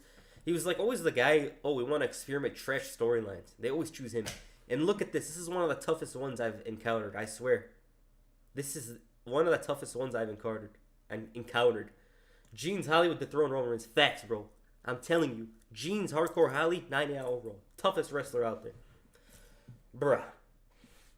RVD Jeff Hardy. Come on, bro. Come on. This one's tough. Everyone talk about 4 Horsewomen and Bianca and Rhea, even Alexa Bliss, but I'm like, Asuka has accomplished everything. She's my favorite women's wrestler. She's good, bro. One of the most accomplished women's wrestlers ever. Jeff Hardy. I'm sorry. As a wrestler, RVD. As a wrestler, it's RVD, but Jeff Hardy. Yeah, you guys said it. Jeff. Alright, we got Brock Lesnar and the guy that replaced Brock Lesnar because he left for the NFL.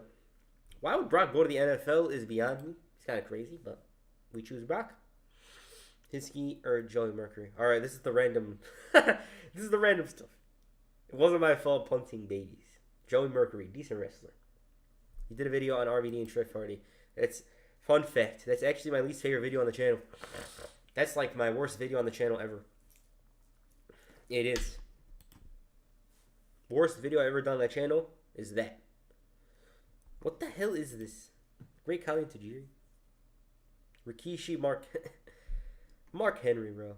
Mark Henry, remember when he used to come out in 06 and destroy everything? Remember how he broke that chain link fence? Not fence. The chain? It was funny. But who's better video? Oh, yeah, who's better? Jeans Hardcore Harley's 9 now, bro.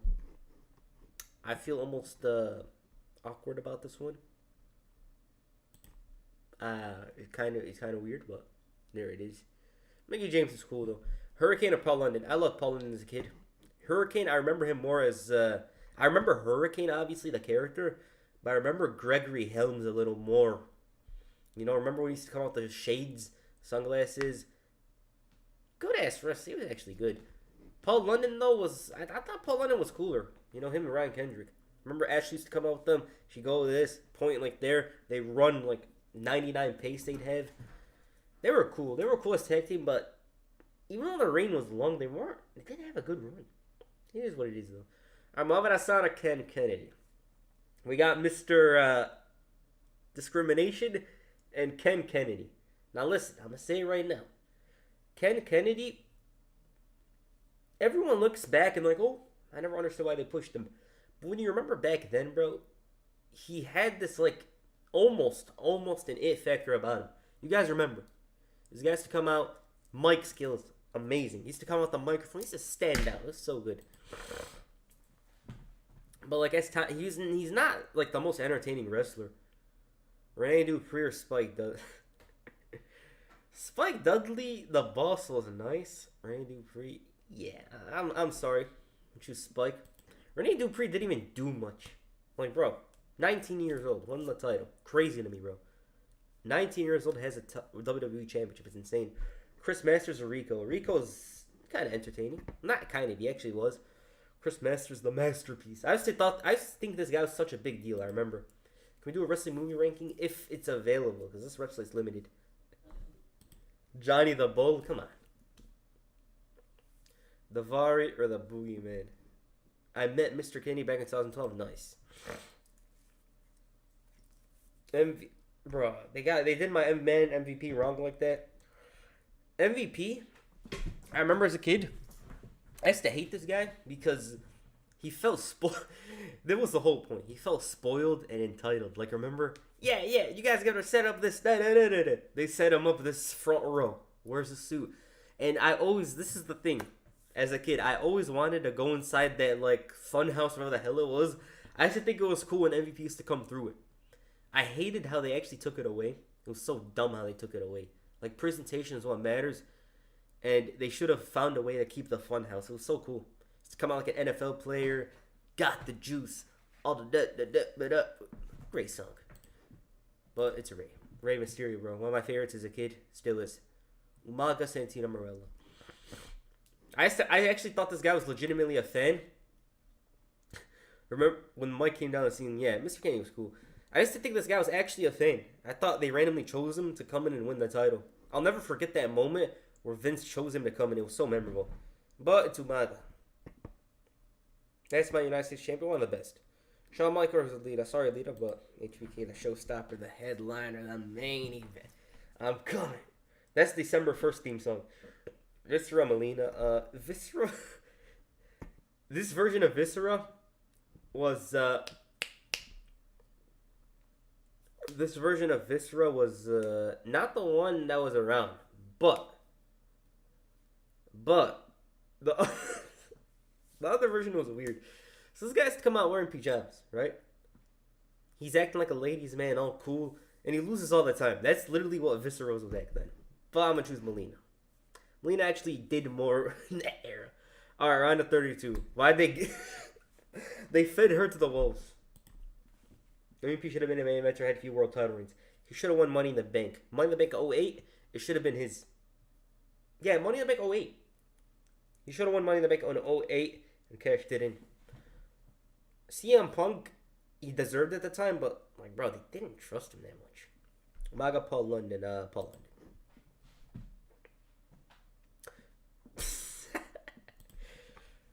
I actually had a John Cena toy almost exactly like that. Is Kurt Angle on here? I feel like I forgot about him. Masterpiece. Alright, moving quicker. Batista, Chris Jericho. Batista, yeah, Batista. Jeff, no contest. Let's go. Tajiri Tristratus. I wish they added more wrestlers on it, but it is what it is. There's Kurt Angle, I forgot. Blame on Randy. Oh yeah, Mr. Kennedy. Christian. Deceived by my eyes, oh lover, they taught me to eat. Joey Mercury, Shelton Benjamin. Wait up, chat. I gotta see something quick. Alright, this one's kind of tough. It's a bit unfortunate. Ray should have been in the semifinal. This was actually almost gonna happen at WrestleMania 23. Yeah, it's this guy. He's probably getting eliminated though. Edge or Finley? Finley? Edge. My name is Finley, and I love to fight, bro. I used to think Finley was so tough. Like remember guys when he used to come out and beat up everyone so aggressively. Like damn, he was tough.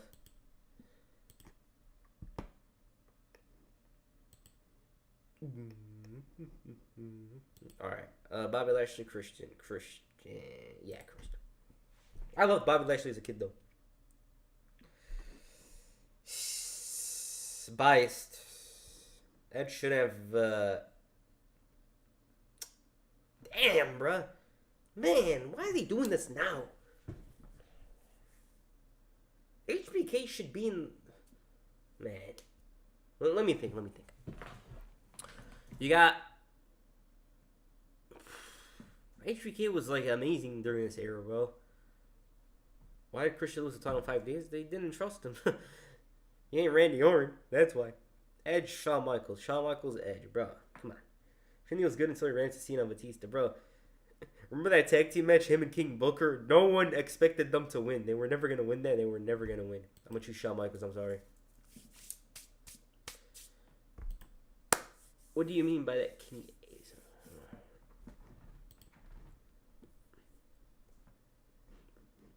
Sorry, Trish Stratus. Oh, it's time to rock and roll. Yeah, it's this guy. This guy's been gone a bit far. John Cena, Kurt Angle. John Cena made it his era. It's not Edge is better, in my opinion. I don't know. Like, it's tough. It's not about who's better. It's just like, did HK fight anyone? He wasn't in the Attitude Era. Kurt Angle. You know what? Yeah, Kurt Angle. Hot take. You might have chosen John Cena. I'm choosing Kurt Angle. Batista or Eddie Guerrero. I'm gonna choose Batista. I loved Batista as a kid. Not just that, like he did more in the era. You know what I mean? Shawn Michaels, Jeff Hardy. Shawn Michaels. Sorry, Jeff Hardy. Quarterfinal. This guy, bro. This guy had so many highs during that era. Christian. All right. This guy.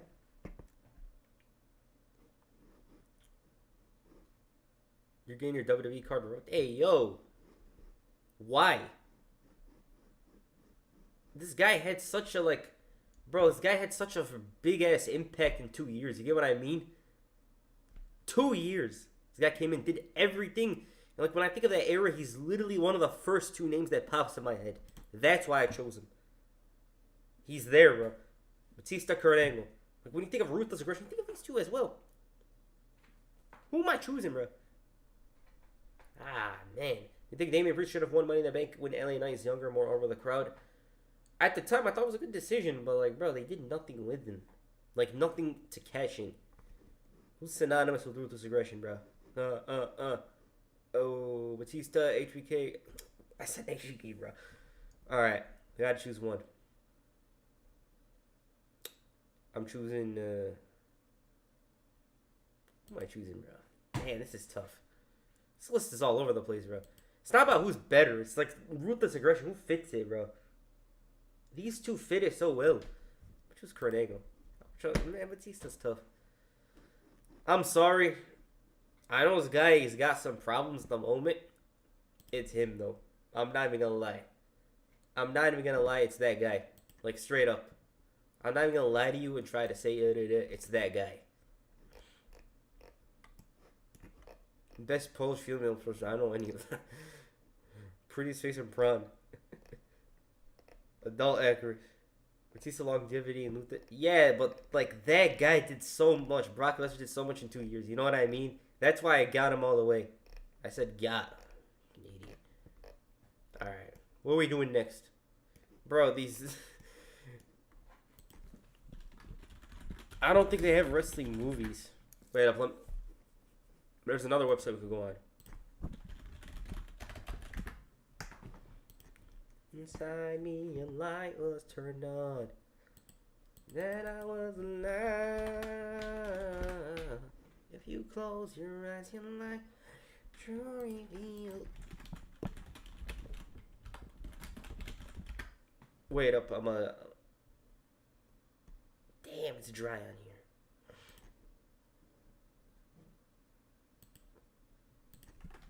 Brock Lesnar didn't dominate the first. Yeah, that's why I chose him. He did so much, and like when I think of that era, I think of him like almost first. He's like the first guy I think of. That's why.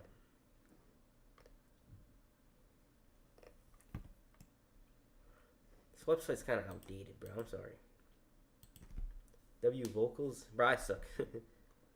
2 pieces real.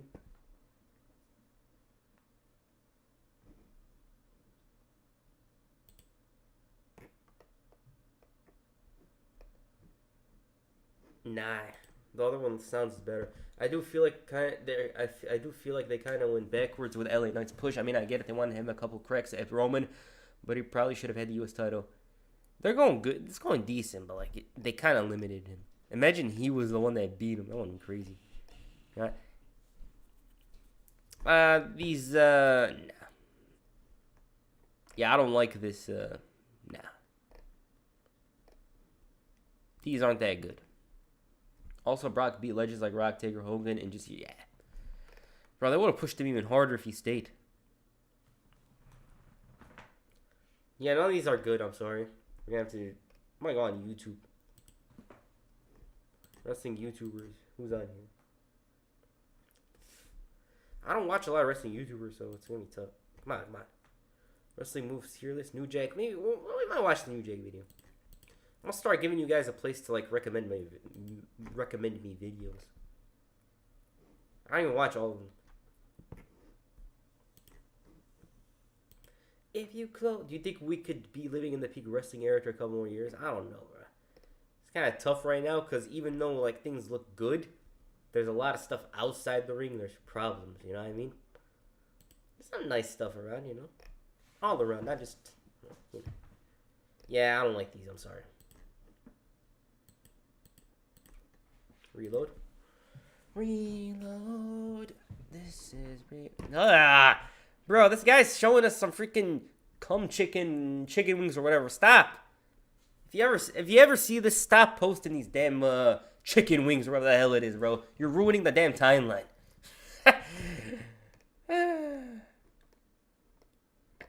Speed's on crack. Speed is a damn crackhead. I don't care what you say. Overrated match. This is kind of overrated. Yeah, facts. New Jack vs. Match Transit Instant. Oh, yeah. You being the wrestling YouTubers? I'm not in that one. But who cares? I'm not even that known, but works out well. First off, I'll say you look incredible. Thank you, so do you.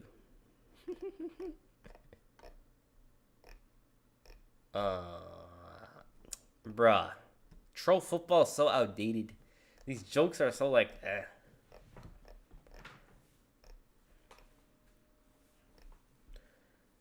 Are you an Oba fan?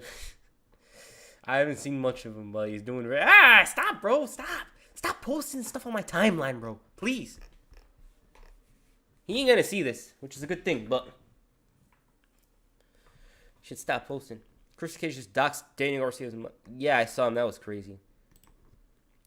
Johnny Gargano 74, Jinder Mahal 74. Johnny Gargano should be like an 81.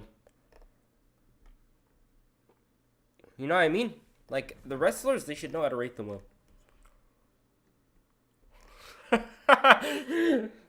What the hell? Actually, that's not funny, bro. I take that back. Like, this is crazy, though. Worst wrestling units champions by Wrestle with Annie, maybe.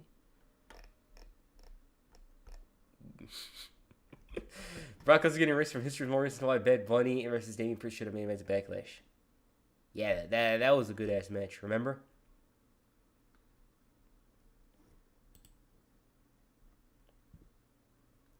Oh shit, Jackson is a huge wrestling fan. Really loves Roman Reigns. A huge wrestling fan. God watches one promotion. Come on, bro. Stop gatekeeping,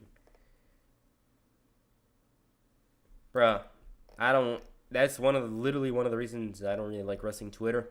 People out here trying to act like all ego. You don't watch as much wrestling, motherfucker, bro. I have a lot of stuff to do in a day. That's number one. Number two, I can't be watching stuff all day. Simple as that. Bro, my promos suck though. I'm sorry. We gotta learn how to talk. Wait.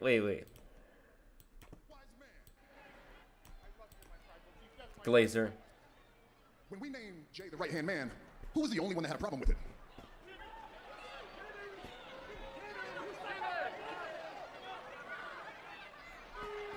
It wasn't the wise man, it was his suggestion.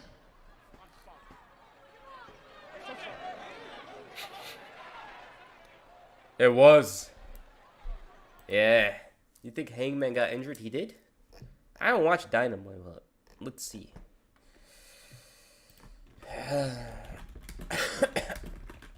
Sorry about that. I heard RVD was on there. Nice.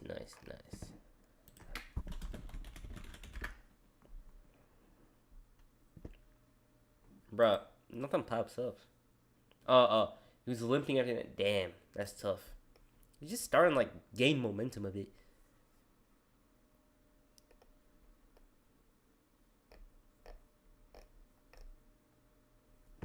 Brooker T says WWE should let Jade Cargill have a match. They probably will. Worst U.S. champions? Maybe.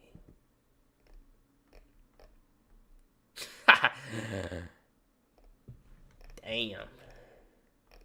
Mr. B6000. Well, yeah, remember Bobby Lashley was world champion? El Connor?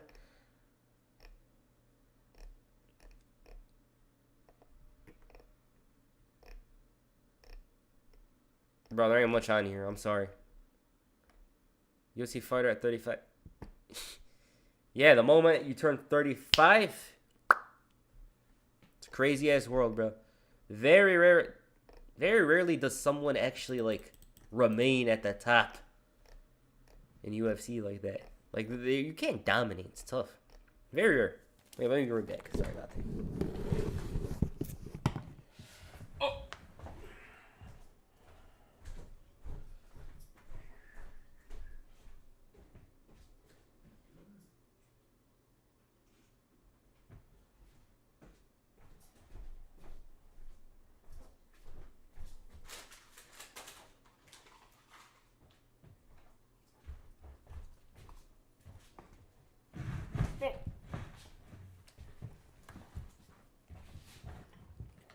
New Jack.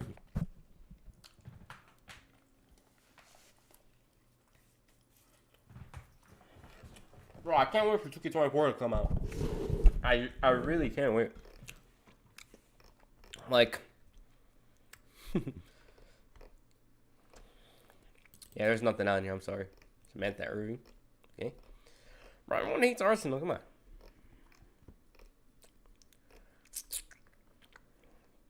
Yeah. Alright, YouTube time.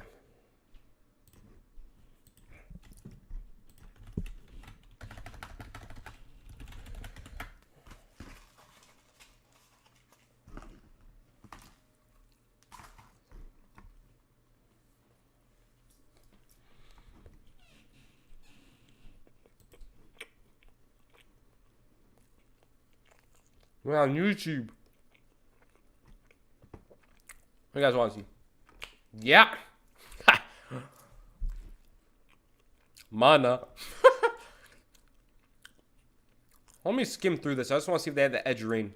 They have to have Edge from 06, please. Damn, they didn't have him in there. Edge in 06 had a great reign. They didn't put him in there. New Jack, worship. Moments that were not supposed to happen. This is Elimination Chamber. Wait up. Beyond the time trial match transit incident. I watched that before. I watched it a long ass time ago. Damn.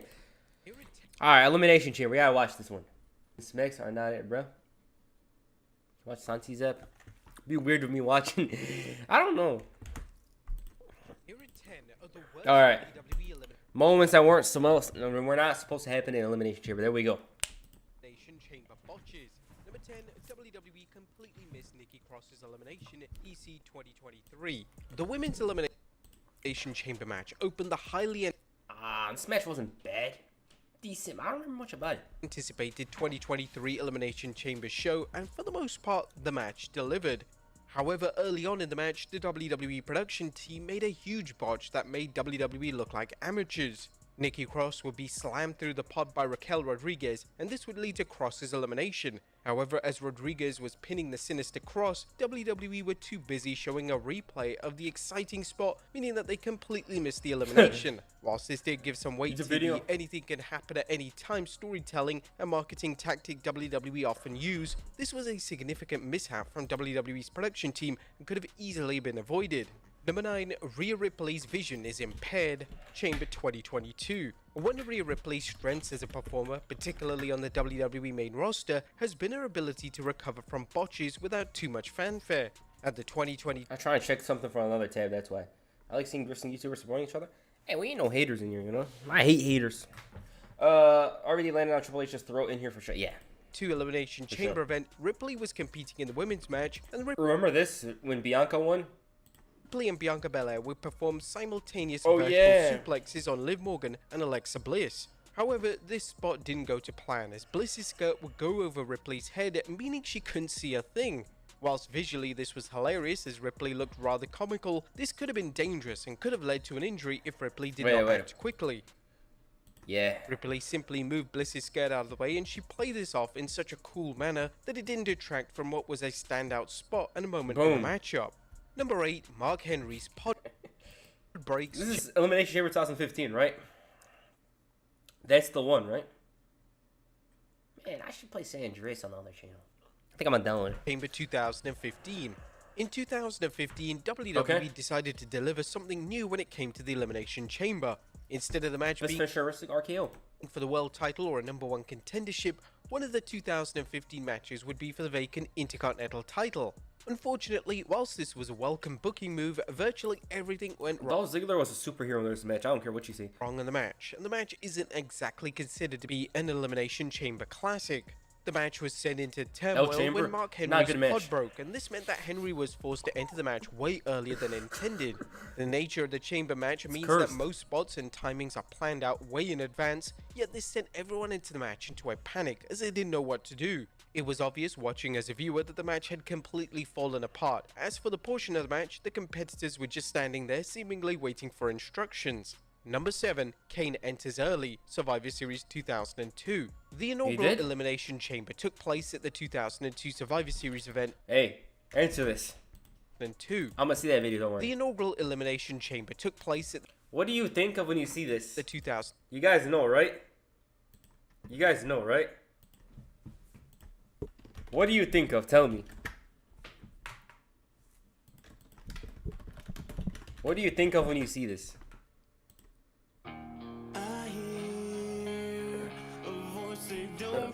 Bro, this match was so good. 2002 Survivor Series event, and it goes without saying that if this match wasn't received as well as it was, then the chamber wouldn't be a WWE staple over 2 decades later. The match was universally praised, yet there was one major mishap in the match that fans weren't aware of. The plan for the match was to see Kane enter last, yet when Kane's pod opened instead of Shawn Michaels' pod, the big red machine was forced to enter the proceedings. Amazingly, this is literally impossible to notice, and whilst this is a truly horrendous botch to happen in a chamber match, everyone in the match was at the top of their game, and they managed to continue as if nothing went wrong. I thought it was cool how they went with the flow. I didn't even know that until now. I never knew that before, that Kane was supposed to enter last. They just did it so natural. That's crazy. During an interview with ESPN, Chris Jericho, who was featured in the match, stated that they were forced to call the match on the fly when the botch happened. They opened the wrong door. They opened the door for Kane to come out rather than Shawn Michaels. So all of the stuff that we had come up with in the back and all this effort and time we'd basically wasted, thrown out the window. We had to call it all on the fly. Number 6, Brock Lesnar goes off script. Bro, Brock Lesnar was a terrorist during this match. You guys remember this? Elimination Chamber 2022. The sight of Brock Lesnar causing bedlam in the 2002 Elimination Chamber was truly a sight to behold. Whilst incredible to see a mixture of... Crazy that was HBK's last world title in WWE. Should have won it 3 more times after. I don't care. Bro wants to put over talent. Bro, be 90s HBK for once. Like, just for once. We're not asking for the whole thing to return. Like, just come back a bit. Production errors, as well as the event itself running low on time, forced Lesnar to go off script in the most insane manner imaginable. When the next person in the match was revealed to be Bobby Lashley, he had already been taken out of the match due to a prior injury. Obviously, nobody was expecting WWE to act like Lashley could still enter the match, and Lesnar seemingly picked up on the fan response to this production blunder, as Lesnar decided to smash his way through his own pod and enter the match. According to Bro, the way they booked... Bro, what's wrong with David Meltzer recently? He hasn't been hidden. Like, he's not reliable anymore. Dave Meltzer, the Wrestling Observer, Lesnar knew he needed to act, and that's why he forcibly entered the chamber. At the 9:20 mark of the match, the idea was that Lashley's pod would be open since it was his time, but he wasn't there. Lesnar obviously knew Lashley was going to be taken out and not in the match, but he didn't know they were going to signal for Lashley's pod to open and it not be Lesnar's, as he figured he was next. He also knew that they were running low on time. I'll do it. Number 5, Tess eliminates Hardcore Holly December to Dismember 2006. WWE's reimagining of the ECW brand was realized with an infamous pay-per-view in late 2006 known as December to Dismember. This show was evidence that WWE had no idea what made the original ECW product so special and so unique, and the backlash to the event was so overwhelmingly negative. Invisible Guy won the championship, then he faced Roman Reigns. Bro, this match was so bad. I'll watch the worst US champion one, don't worry. I'll watch the New Jack video you suggested. That the blame unfairly fell on Paul Heyman, as he was outright fired by WWE. The pay-per-view itself was headlined by a lackluster Extreme Elimination Chamber match, and the match had a weird botch and it occurred during the elimination of Hardcore Holly. Tess would hit a trademark big boot on Holly, and for whatever reason, Holly didn't bother to kick out. As this was a scripted elimination, the referee ignored Holly's lack of a kick out and declared that Holly had been eliminated to the utter confusion of the fans. Number 4, Kalisto's foot gets stuck in Chamber 2015. Curse. The WWE were rather ambitious in... What the hell was wrong with them being cursed this year? HK should have won more titles than this run, but he didn't want any championships. He just wanted to put 5-star classics, and that he did. 2015 when they decided to book an Elimination Chamber match for the tag titles. A standard chamber match can be rather frantic. How is this an Elimination Chamber? You guys see this, a group of Taylor? How is this an Elimination Chamber match? Like, no offense. How? Again, doubling the names involved had potential for disaster. Whilst the 2015 tag title chamber match did feature some bright spots, there were numerous terrifying botches that highlighted the dangers of a chamber matchup. When Kalisto climbed to the top of the chamber pod, the New Day pulled his foot through. This was planned, however what wasn't planned was Kalisto legitimately getting his foot stuck. Kalisto spent a long time trying to free himself, and the WWE production team actively tried to cut away in order for him to have as much time as possible to free himself. Thankfully, after numerous attempts, the former US champion managed to free himself and he was able to complete his thrilling spots as... It's so awkward when a wrestler gets stuck because you have to beat them up, right? You can't just drag them and then beat them up. You have to beat them up in that moment, but it's tough. Planned. Number 3, The Undertaker falls through the door, No Way Out 2008. Throughout his career, The Undertaker... Bro, he had a cool-ass entrance that closes the door like, time to deal with me. Undertaker hasn't had much luck when it comes to the Elimination Chamber. In 2010, he suffered substantial burns during his entrance, and 2 years prior, the dead man fell through the chamber door. The latter... Bro, he was... Bro. Number 1, he was lucky he was wearing the jacket. Number 2, he poured a lot of water in himself before, I think. He was going crazy, bro. That's...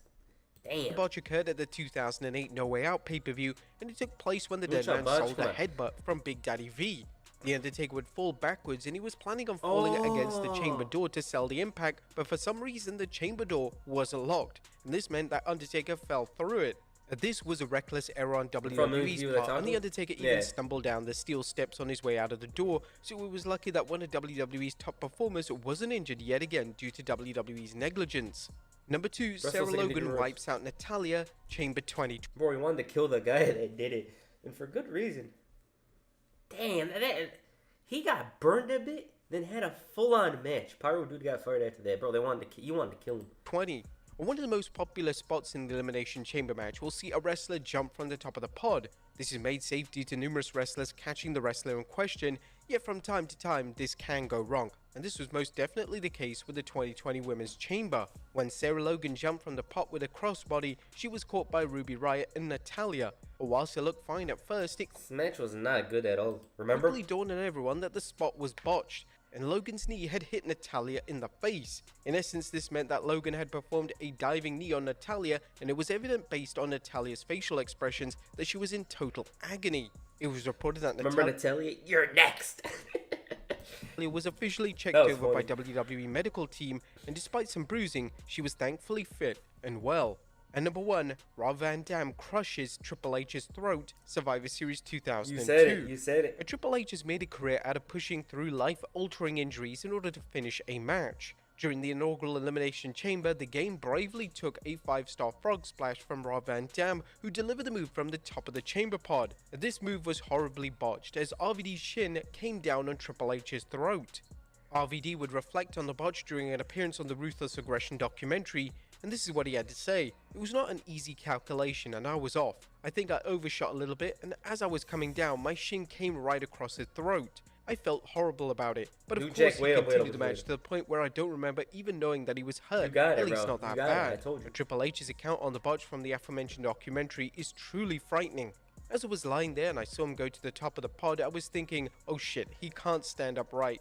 He can't stand up straight. I'm looking at him thinking, that looks really awkward. I don't know if he can jump from there. It was just going tragically in the wrong direction, like I'd walk over somebody and they'd hit me, and as soon as I'd take a bump, I can't breathe again. It would all just inflame back up. The game somehow managed to finish the match as planned, and when it came to taking time away from WWE to heal, this appeared to be out of the question for the Cerebral Assassin, as he'd be wrestling on TV again within just a few short weeks. But there you have it, folks, 10 of the worst WWE elimination. W video.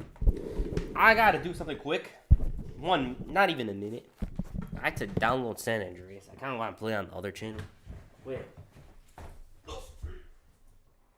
W video.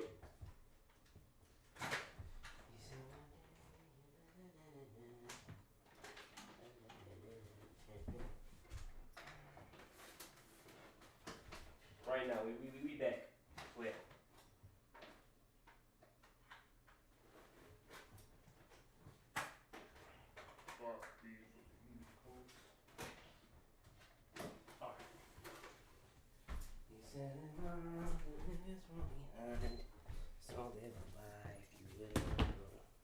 All about the hustle back in the day. Listen, bro. Back then, we didn't give a damn. Oh, I broke my leg. Who gives a damn? Finish the damn match. That's what it's a crazy ass mentality, but it's very risky, bro. And no. It's a crazy ass mentality to have. Shows how much pride they have. You know, cause like to them quitting a match means they're pussy. It's not like that. Like, you just got injured, bro. You got legitimately injured. You should rest up, you know? But they don't care. It's your Mount Rushmore. It's hard. Hogan, Austin, John Cena, and damn, that's tough. Undertaker, I think. Yeah. Or San Andreas, bro. Worst U.S. champions, right? I'm gonna watch that, and then we'll watch the New Jack one. Yeah, that's the plan. One thing we can all agree on is Triple H is a tough SOB. Bro, this guy gets injured all the time, bro. All the time. But he always finishes the matches. He's crazy, bro. Very Herculean feel by Triple H is ironic considering how hated he was during the Reign of Terror. Yeah, he was hated, but like you can't knock him down for finishing matches, you know what I mean? That's what it is. Let's see worst U.S. champions. U.S. title, bro? Not very good. I'm going to watch New Jack after that, because one of you guys wants it. King Ace wants it. This is the one, right? All right. Wrestled Andy. Bro, they got to let me down this quick, bro. I want to see CJ in the ugliest tank top. The United States title has had quite a history. After all, this is the same belt that John Cena once so memorably elevated with his weekly open challenge, and it's also the same belt that Booker T and Chris Benoit fought over in a best-of-7 series back on 2006 SmackDown. But not all title reigns are created equal. No, some are just outright terrible and do nothing but devalue the belt. Remember him as champion? But what are the worst of these in WWE history? Well, that's exactly what we are going to be looking at today. And where better to start than with the time Dean Ambrose won it. One of the worst U.S. champions, bro. One of the worst. Oh my God, this guy was so bad as U.S. champion. The reason why I was so bad, Every title match ended in a count out.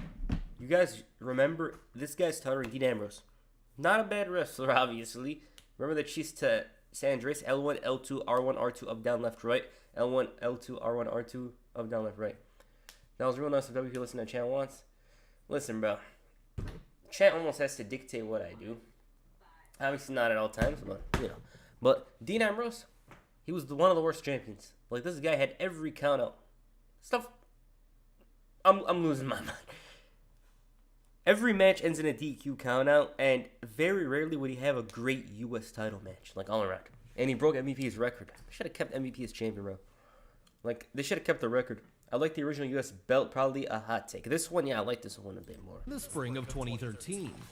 Of course, the problem here wasn't that he had snagged the secondary prize. No, he was already a superstar in the making at this point, and so him holding on to it for almost a full year between May of 2013 and May of 2014 should have been enough to elevate it somewhat.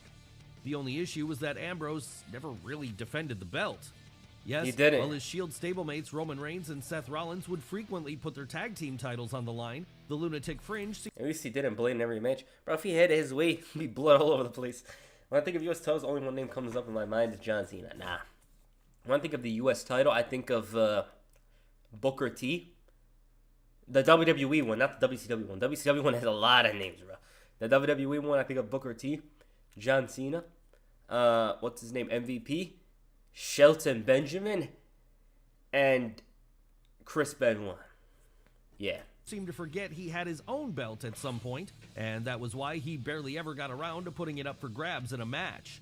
Seriously, over the 351 days he would be champion, he defended it a total of 7 times on TV, an achievement that would make even the current-day tribal chief look up and tell his old friend that he needed to come to work occasionally. Shelton, yeah. Sure, it was regularly defended on the house show circuit during this time, but that's never really been part of the on-screen canon in WWE. So that means that what we're left with was a situation where one of the hottest young rising stars in the industry had a belt around his waist he could have really done something with, but due to questionable booking of said belt, the whole thing ended up going nowhere.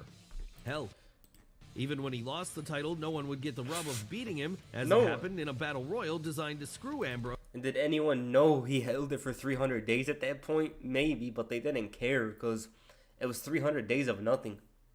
It was one of the worst title reigns. You think Cena, MVP, Benjamin, Carlito? I think of the first 3 that you mentioned. After he... IC or US title was better. IC, bro. IC title, I thought was much cooler as a kid. I always liked it more. And the rest of the Shield had turned on the Authority. So in the end, this has to rank as one of the worst US title reigns, if for no other reason than it was so uneventful. But Mox isn't the only man who won this particular piece of hardware and then proceeded to do nothing with it, because back in 2010, the same thing... Bruh, I forgot about this. You guys remember... I was so happy to see Bret Hart return, because, you know, he wasn't around. But, like, he should have won the title. He held it for 1 week. So bad. I hope he's not talking about the WCW one. Like, that was actually a good run. It happened with Bret Hart. Of course, in the Hitman's case, it wasn't as if he could do anything even if he wanted to, though, as he was by this point long beyond ever getting cleared to wrestle in an actual match. So how did he win the belt in the first place, then? What's your least favorite decision in WWE? It's mostly the basic ones, but, like, there's some stuff. When was this? 2010.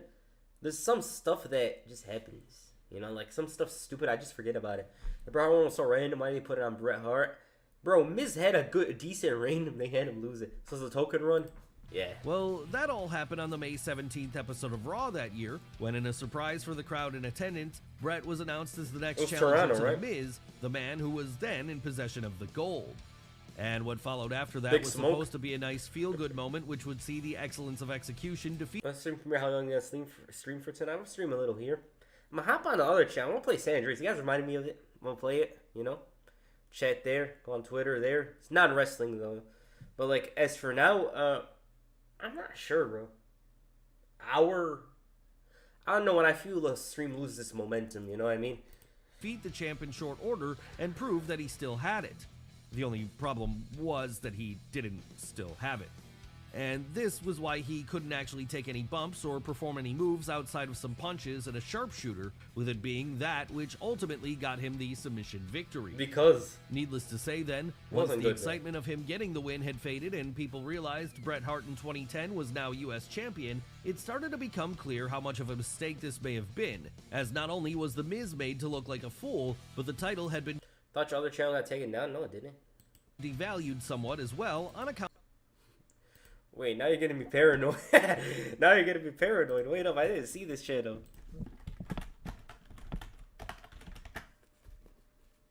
It's here. Here it is. It's good. Bruh, this picture is goofy. Whatever. Let's watch. Account of the fact that a no longer active performer with post-concussion syndrome was able to beat the champion with ease. And what's worse, Bret couldn't even defend the belt going forward for obvious reasons. Hard go to sleep, best Liv Morgan moment. Laying the bank cashing. Good night to you, but this tuttering, bro. You said it was a year sorry one? Yeah, but like, nah, it wasn't good. So rather than be able to put someone else over and make the whole thing worthwhile, he was instead forced to vacate the following week on Raw and announce a match which would see a new champion be crowned, a match that was eventually won by R-Truth. Bro, R-Truth had the most random US tuttering. And as it happened, that's exactly who we want to talk about next, though it's not this particular reign we have an issue with. Not goofy pick. No, instead, when we talk about everyone's favorite Ron Killings, it's the time he became US champion in 2019. What about 10? Why this reign in particular? Well, at least back in 2010, R-Truth still had some semblance of legitimacy to him, but come the end of the decade, it was clear what his role was, and that was as a comedy act. Bro, you guys see 2K give him 67 overall? What's this disrespect, bro? They made him 67 overall. I still can't believe they messed up Alex Riley. I mean, he had some stuff going against him, you know? Like, that's what I'm saying. Personal nostalgia-wise, what's your favorite era of WWE? 05 to 2010. Yeah. However, like, even though there's a lot of goofy stuff in the PG era, there's just some stuff I remember, like, oh, good memories. I remember watching that, you know? I'm glad to remember I actually have memories of watching that, you know? Like, the Shawn Michaels-Undertaker feud. Rey Mysterio in general, like, Rey is good. They could have given him 69. They could have given him a little more, you know? Johnny Gargano, 74. And look, there's nothing wrong with comedy acts in wrestling. They make up some of the most entertaining performers, in fact. Names like Maximum Male Models You have a and Truth Santino 93? Marella. But said acts have a place on the card, and it really shouldn't be clogging up the title scene. No, when someone like R-Truth wins the United States strap in 2019, long after Ratings are so inconsistent. I don't know why. R-Truth is... I don't think R-Truth is a 67 overall. The only memorable tournaments R-Truth had were the 24/7 titles, tag team tournaments. Yeah. Up in your channel, First Touch. I don't post down there because time consuming. Can you please do a video on Awesome Kong? Yeah, eventually. Gail Kim. We should do a video on Gail Kim, bro. Straight up. Gail Kim in general. We'll see. After the point he was being taken seriously as a legitimate threat, it tells the audience that the belt is a joke too. And if the belt is a joke, why should we care about watching people fight over it?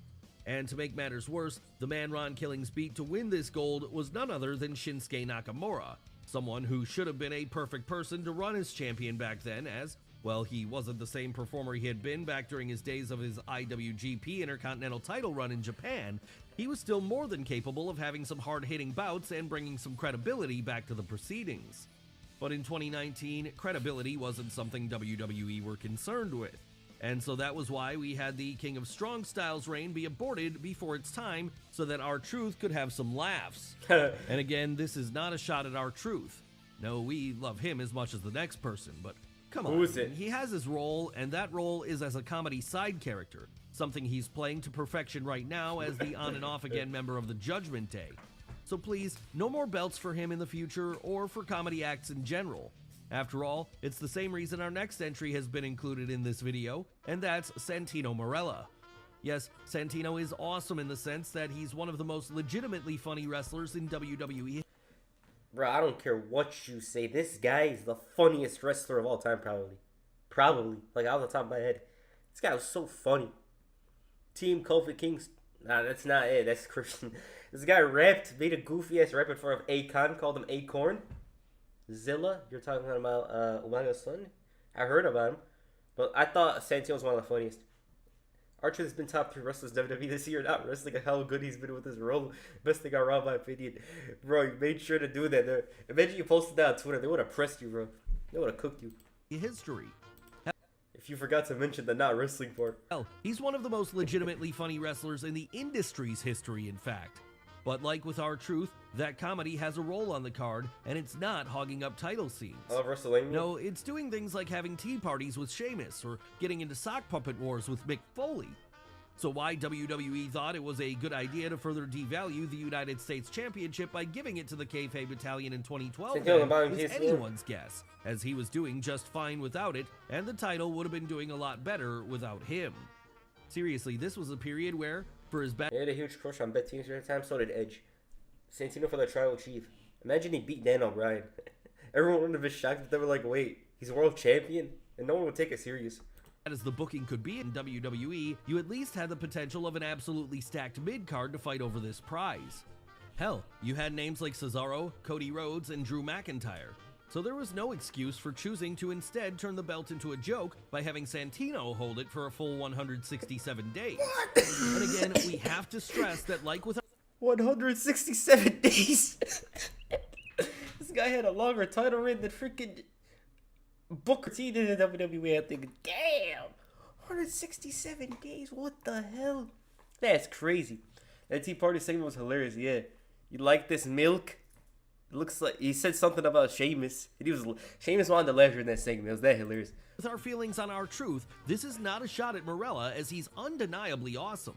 All we're saying is that if we wanted to give performers like them belts back in the 2010s, then maybe we could have created a belt specifically for the purpose, something like the 24/7 title. After all, that piece of hardware was always a joke from day one, so no one batted an eyelid when Truth held it for a total of 54 times. And if it was around in 2012, then no one would have batted an eyelid if Santino Marella had held it dozens of times either. But it wasn't around, and so instead we got him as United States champion. You know what's funny about this title reign? This guy walked into WrestleMania 28, or did he? Did he hold the title at WrestleMania 28? I think he walked in as champion, and no one remembers. Who was U.S. champion at that time? Jack Swagger was right before him.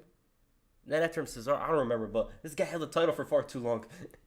My man Gunther held the title 668 days. Yo. Dom's heel character reminds me of Vicky, more Vicky than Eddie, the way the crowd boo him in the slow, purposely bad promos. Dom's turned things around. Champion for half a year. Remember my old streams when I used to be a hater of his? You know?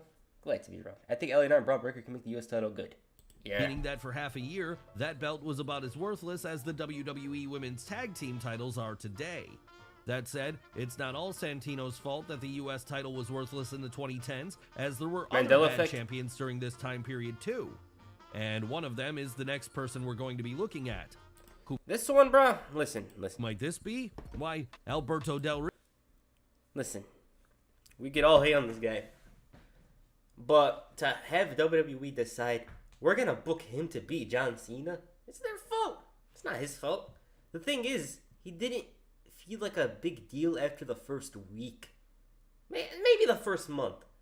But, like, bro, you went from John Cena to Alberto Del Rio. Damn, bro. Like, how do you do that? It's just so strange how they wasted the John Cena thing on a guy who left not even a year later. This guy came in and left. Like, no one even remembers Alberto Del Rio after he won the title and after he lost it. No one remembers. I just remember League of Nations. That's it. Then he disappeared. It was so bad. Like, if John Cena was going to lose the title, he should have lost it to, Kevin Owens again. I don't care, bro. He's a bad person. Yeah, I've heard about him, bro. I've heard. But if John Cena should have lost, bro, get him out of my face. Fine. Rio, of course. That's right. It should have been Owens. Owens should have wrapped that up. KO. While you might think that on the surface of things, having former two-time WWE champion Alberto Del Rio return to WWE in What's crazy is his world title reigns were better than the U.S. title reign. 2015 and win the secondary prize would be a great way to further elevate it, following the excellent work John Cena had done. Yeah, he did go away, but like they should have. Dolph at the time he wasn't feuding with John Cena, but he wrestled him. I remember they should have done it. It was his second run. Yeah, I remember. Should have done that, bro. Like, it is what it is. And with the gold, this turned out to be a disaster. Why was that? Well, first of all, it was actually Alberto who beat Cena for the strap at October 25th's Hell in a Cell 7 minutes, yeah. in a quick throwaway bout that really didn't sell the magnitude of such a legendary reign coming to an end. He probably paid WWE for the push. Maybe he did. No, all it told us was that Cena was injured, and so the company had to get the belt off him quickly without him having to have a proper match. And with the former CMLL and AAA World Champion being the one to defeat Big Match John here. You guys remember when he fought Tio Ortiz for a fake WWE champion? I'll show you guys. It meant no young up-and-comer who could have benefited from getting the rub had the chance to do so. Still, this didn't necessarily mean Del Rio's title reign had to be a disaster going forward. No, even if it had started off weak, it could have still turned into something good as the weeks and months went on. But it didn't. But in the end, this didn't happen as, despite holding it for the next 3 months, he proceeded to do nothing with it, except at one point pass it back and forth between himself and someone else we'll get to in a moment. And so that was why, once he finally dropped... What's funny is during the video, everyone that crosses paths with someone and wins the title off of them, they end up being featured next. Logan Paul being US champion, making the title less prestige. He doesn't wrestle often, that's the problem. It for good at the 2016 Royal Rumble, the belt was right back to the level it had been before Cena won it, and that was pretty much worthless. Yes, it's rare to see such good work be undone so quickly, but never doubt 2010's WWE's ability to turn treasure into trash. Of course, Alberto can't be entirely blamed for this though, as the man he passed the belt back and forth with also has to shoulder some of the blame for making the US title feel unimportant again. That's right, it's time to talk about Kalisto. Now, there are 2 Kalistos out there. And no, we don't mean that in a literal sense like we do with his Lucha Dragons partner Sin Cara. Rather, we mean it symbolically as, while he was wrestling down in Mexico for AAA as Samurai del Sol, Emmanuel Rodriguez was proving himself to be one of the best luchadors on the planet. And then there's the other side of the man, the side we got in WWE, named Kalisto. This man was a man who never was allowed to do what made him so special once inside of the WWE system, and so he quickly floundered with less than great matches and terrible promo segments, namely his good lucha things.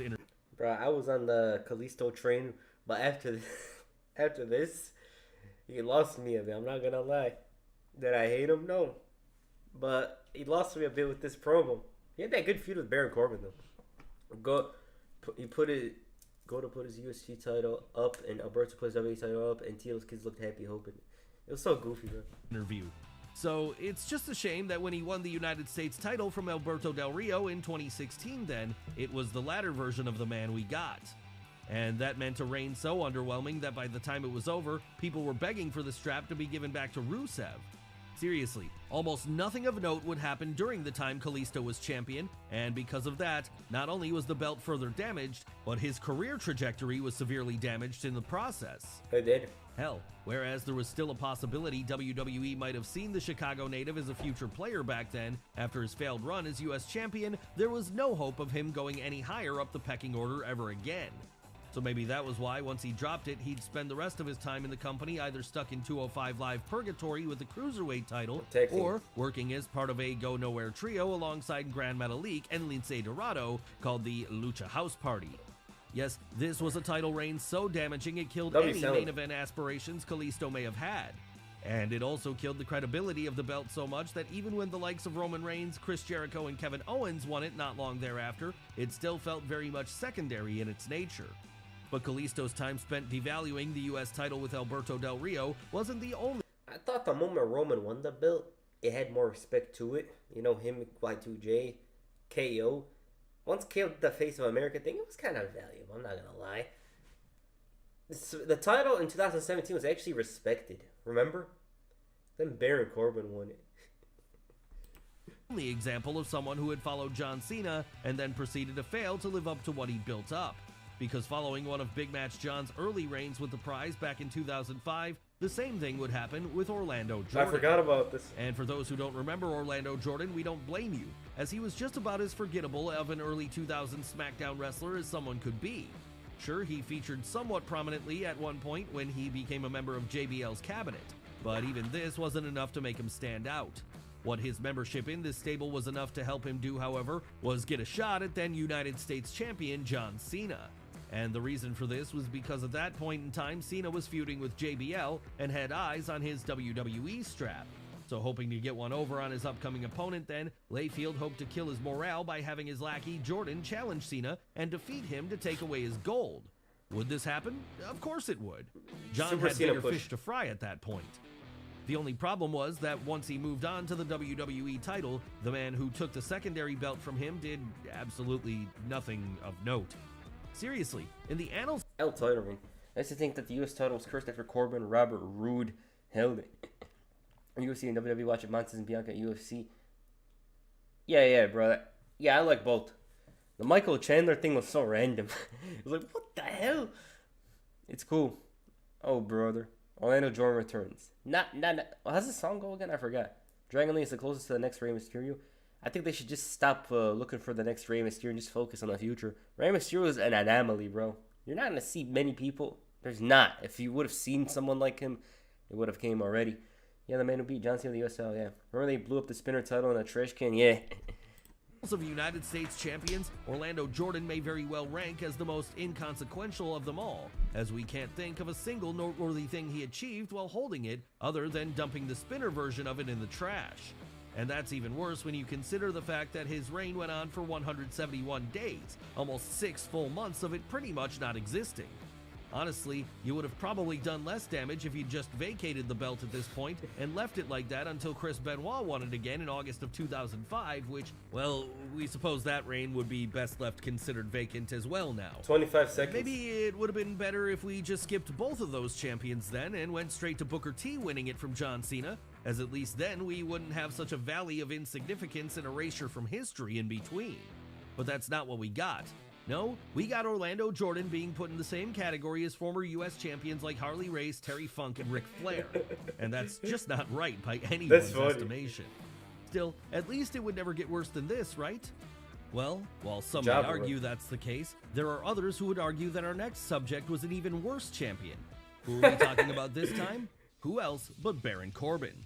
Yes, Baron Corbin, a strong contender for... I found TNA channel on cable TV. I'm like, what the hell? Yeah, it's random. I lost to Chris Benoit 25.5 seconds. Then he started beating the record, losing in 18 seconds. It was so embarrassing, bro. Like, what were they doing with him? Jericho and KO should have been for the Universal and US title. Jericho could have been a double champion again and it deserved the title. Goldberg and Lesnar didn't need it. Yeah, facts. Rey Mysterio's never a heel because he was a big underdog, top babyface. Because he had a mask looked like any other comic superhero. He is. This guy's very overdramatic. I think it's because the script, the way it's written. I think it's AI. Worst United States champion ever. And the reason for this is because when he won it, it was at a point in his career when he was at his absolute nadir as a performer. Seriously, back in 2017, there were few people on the WWE roster that screamed Vince McMahon's idea of sports entertainment more than this Kansas native did. After all, he had all the qualities required for the role in that he was big and couldn't wrestle very well. And that was why the boss chose to go all in with him as his next star in waiting by having Corbin defeat Ty Dillinger and AJ Styles of all people at that October's Hell in... Ryan drawn the first gay W superstar as well.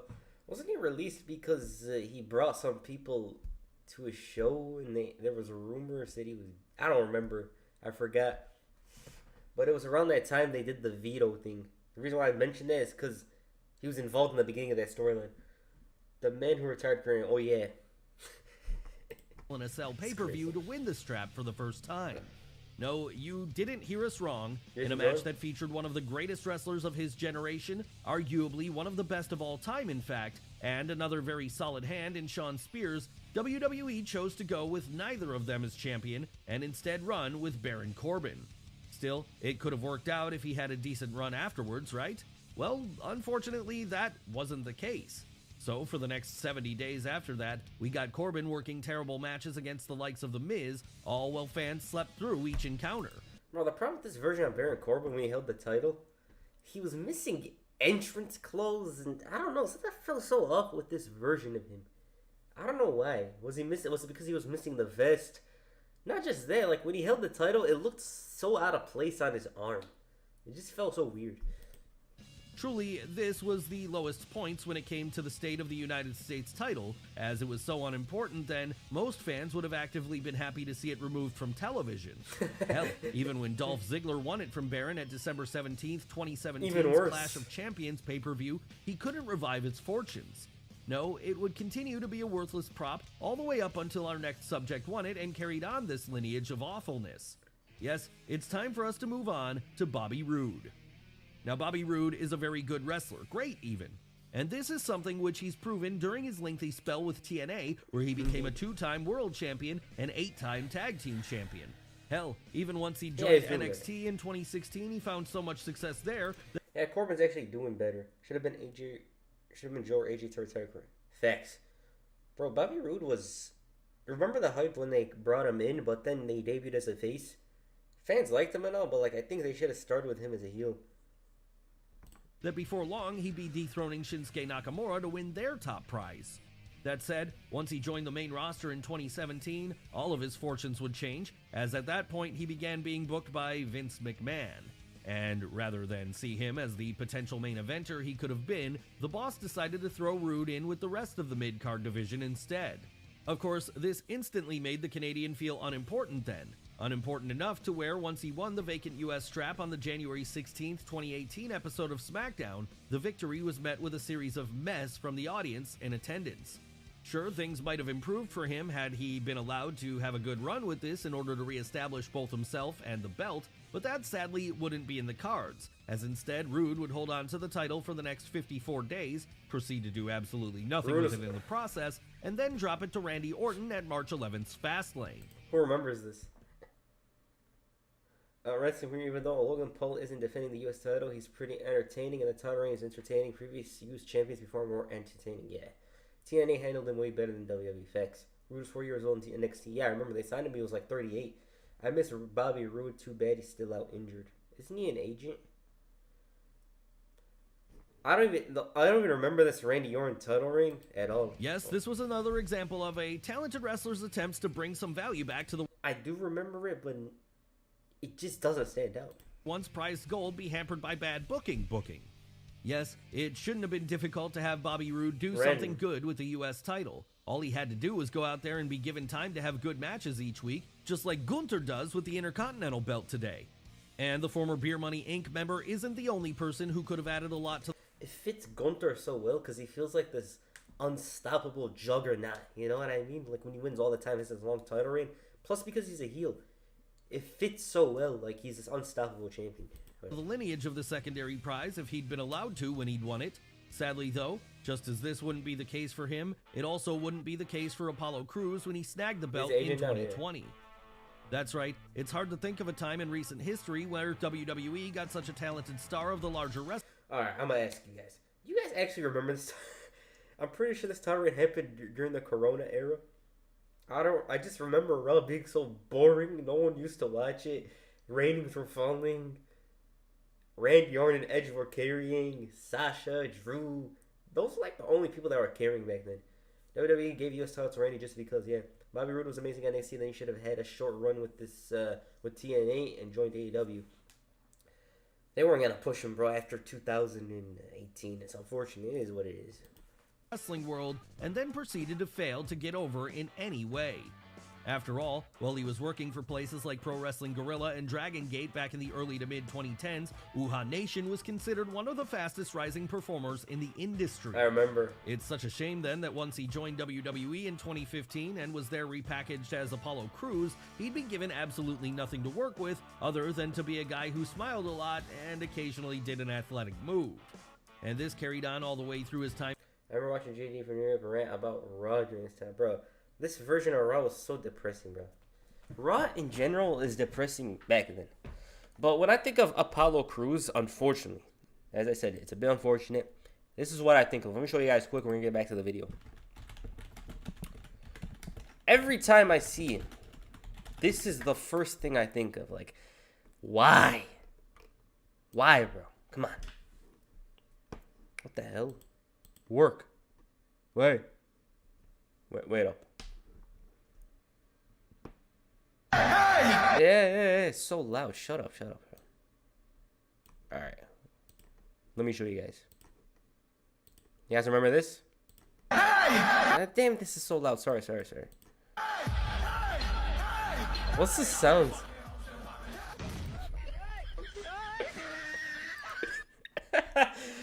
Bruh, come on. That's what I think of when I see him. Where were we? Oh, yeah. I'm in NXT and up to the main roster as it happened, with it being once he was on Raw and SmackDown that things reached an all-new level of bad at this point. That's right. I like the Commander Aziz story. I liked it because it was so different. It felt like a golden era storyline, the late golden era 1991 type story. After his call-up, Cruz spent 4 years between 2016 and 2020 barely even appearing on TV. And whenever he did appear, he'd be part of comedy acts Remember like Titus Worldwide? Bronson into another dimension. Titus Worldwide. Nothing which allowed him to show off his abilities as a wrestler. Nigerian accent? Oh, yeah. And that meant that once he was finally given a run with the U.S. belt in No one remembers this. I just remember the next champion, Bobby Lashley. May of 2020, no one cared about him anymore. And because of this, not many fans cared about the run which followed. Yes, throughout his reign, Cruz would only work matches on Raw that went 5 minutes or less each week. Therefore, it didn't exactly do much to catch people's attention. So it should come as no surprise that this is another reign which has all but been forgotten about in the years since. But then we could say the same about all the reigns we've discussed today, as in their own way, they each represent the absolute bottom of the barrel. Yeah, facts. King New Jack's next. Don't worry. W video though. U.S. title, bro. Let me talk about it myself. Let me yap about the U.S. title. The U.S. title is so disrespected. It should just be that title of honor. But I'm saying the most basic stuff right now. Like, you guys know it. At the end of the day, the U.S. title should be respected. You guys know back in the day, they had Harley Race. They had Lex Luger. They had Stunning Steve Austin. Bret Hart. Goldberg. All these guys held that title, and it was important, bro. The U.S. title is just... It had a history and lineage to it, and they just piss on it. Psst. So disrespect throughout the years, and even when there's a good champion, the next champion's always horrible. There was a time where if a good champion happens, 3 of the next ones were bad. Like after MVP won it, Matt Hardy had a title reign no one even remembers. Shelton was good, but like, bro, title reigns are just not memorable. So where were we? New Jack. It's got that Black Panther vibes due to Nigerian accent. Yeah. I like the what's it called, Nigerian Apollo Crews. I think you guys watched me back then. I used to talk positively about it. Damn.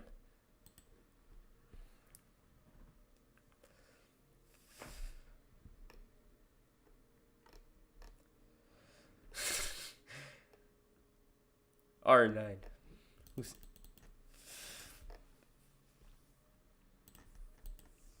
Alright, where are we? Yeah, nothing's on. We're gonna watch New Jack. You know, it's a press conference, 11 p.m. Eastern. Oh, it's tomorrow. Omas.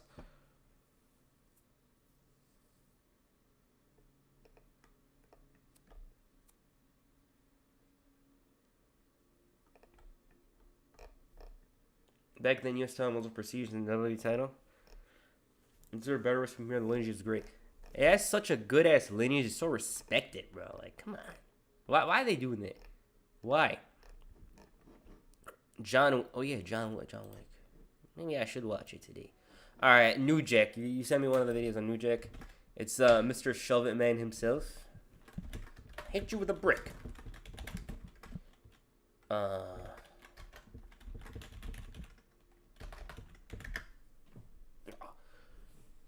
Which one did you send me? Let me see.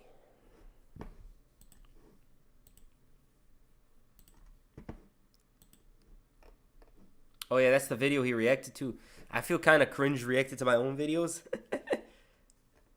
I think you know why. All right. No. Let's... this was the one. Man! Shove It Squad, it's your favorite time of the week. All right. New Jack. Yes, title right now is worse than the 24/7 bet. Oh, my God. It's that time, once again, where we make wrestlers compete to see who is worthy of a place on Ring of the Hawk. And because on Ring of the Hawk, we always listen to the fans. This week, New Jack won the vote, and we'll be looking at his TNA run. And this run surprised me. Seriously, stay tuned. There's a lot going on in this episode. It's probably the most entertaining one I've done so far. And I will just say before we start, let's grade this whilst keeping everybody's personal opinions on the guys themselves. The Hawk is only interested in how this run went. The competition on Ring of the Hawk is seriously hotting up. It's great fun to make I don't remember him joining the Bloodline at all. these videos. And we've got the Brock Lesnar in New Japan coming up along with Waylon Mercy. Yeah, this video's old. The Shove It zone is still looking a bit empty though. It's only Garrett Bischoff and Fat Rain in there, who failed in 30 or less matches. And of course, New Jack almost kayfabe stepped Cena. Imagine they brought him, bro. New Jack was a nutcase, bro. New Jack was wild, bro. Unique guy. He's one of those guys that like did not care what went on. He was gonna do what he was gonna do. You know what I mean? There's very few people like that in general. if you know a wrestler who could do the J-O-B to the H-A-W-K any night, any day, ha ha! Shove their name in the comments, Jack! Alright, New Jack, hardcore icon or smoking crack? Let's find out. Match 1, 6-man tag team match. It's Christopher Daniels and the Nazi brothers. What a weird team. The Marky D vibe's hilarious. The Marky D vibe's funny to me. It has the same music. You see some random TNA wrestlers, he's cursing them out. All they have in common is that they're all bold. And they'll be taking on Perry Saturn, who's also bold, and the Sandman, and a special mystery wrestler. It's our guy, New Jack. He appears in the ring and smashes Daniels with a trash can.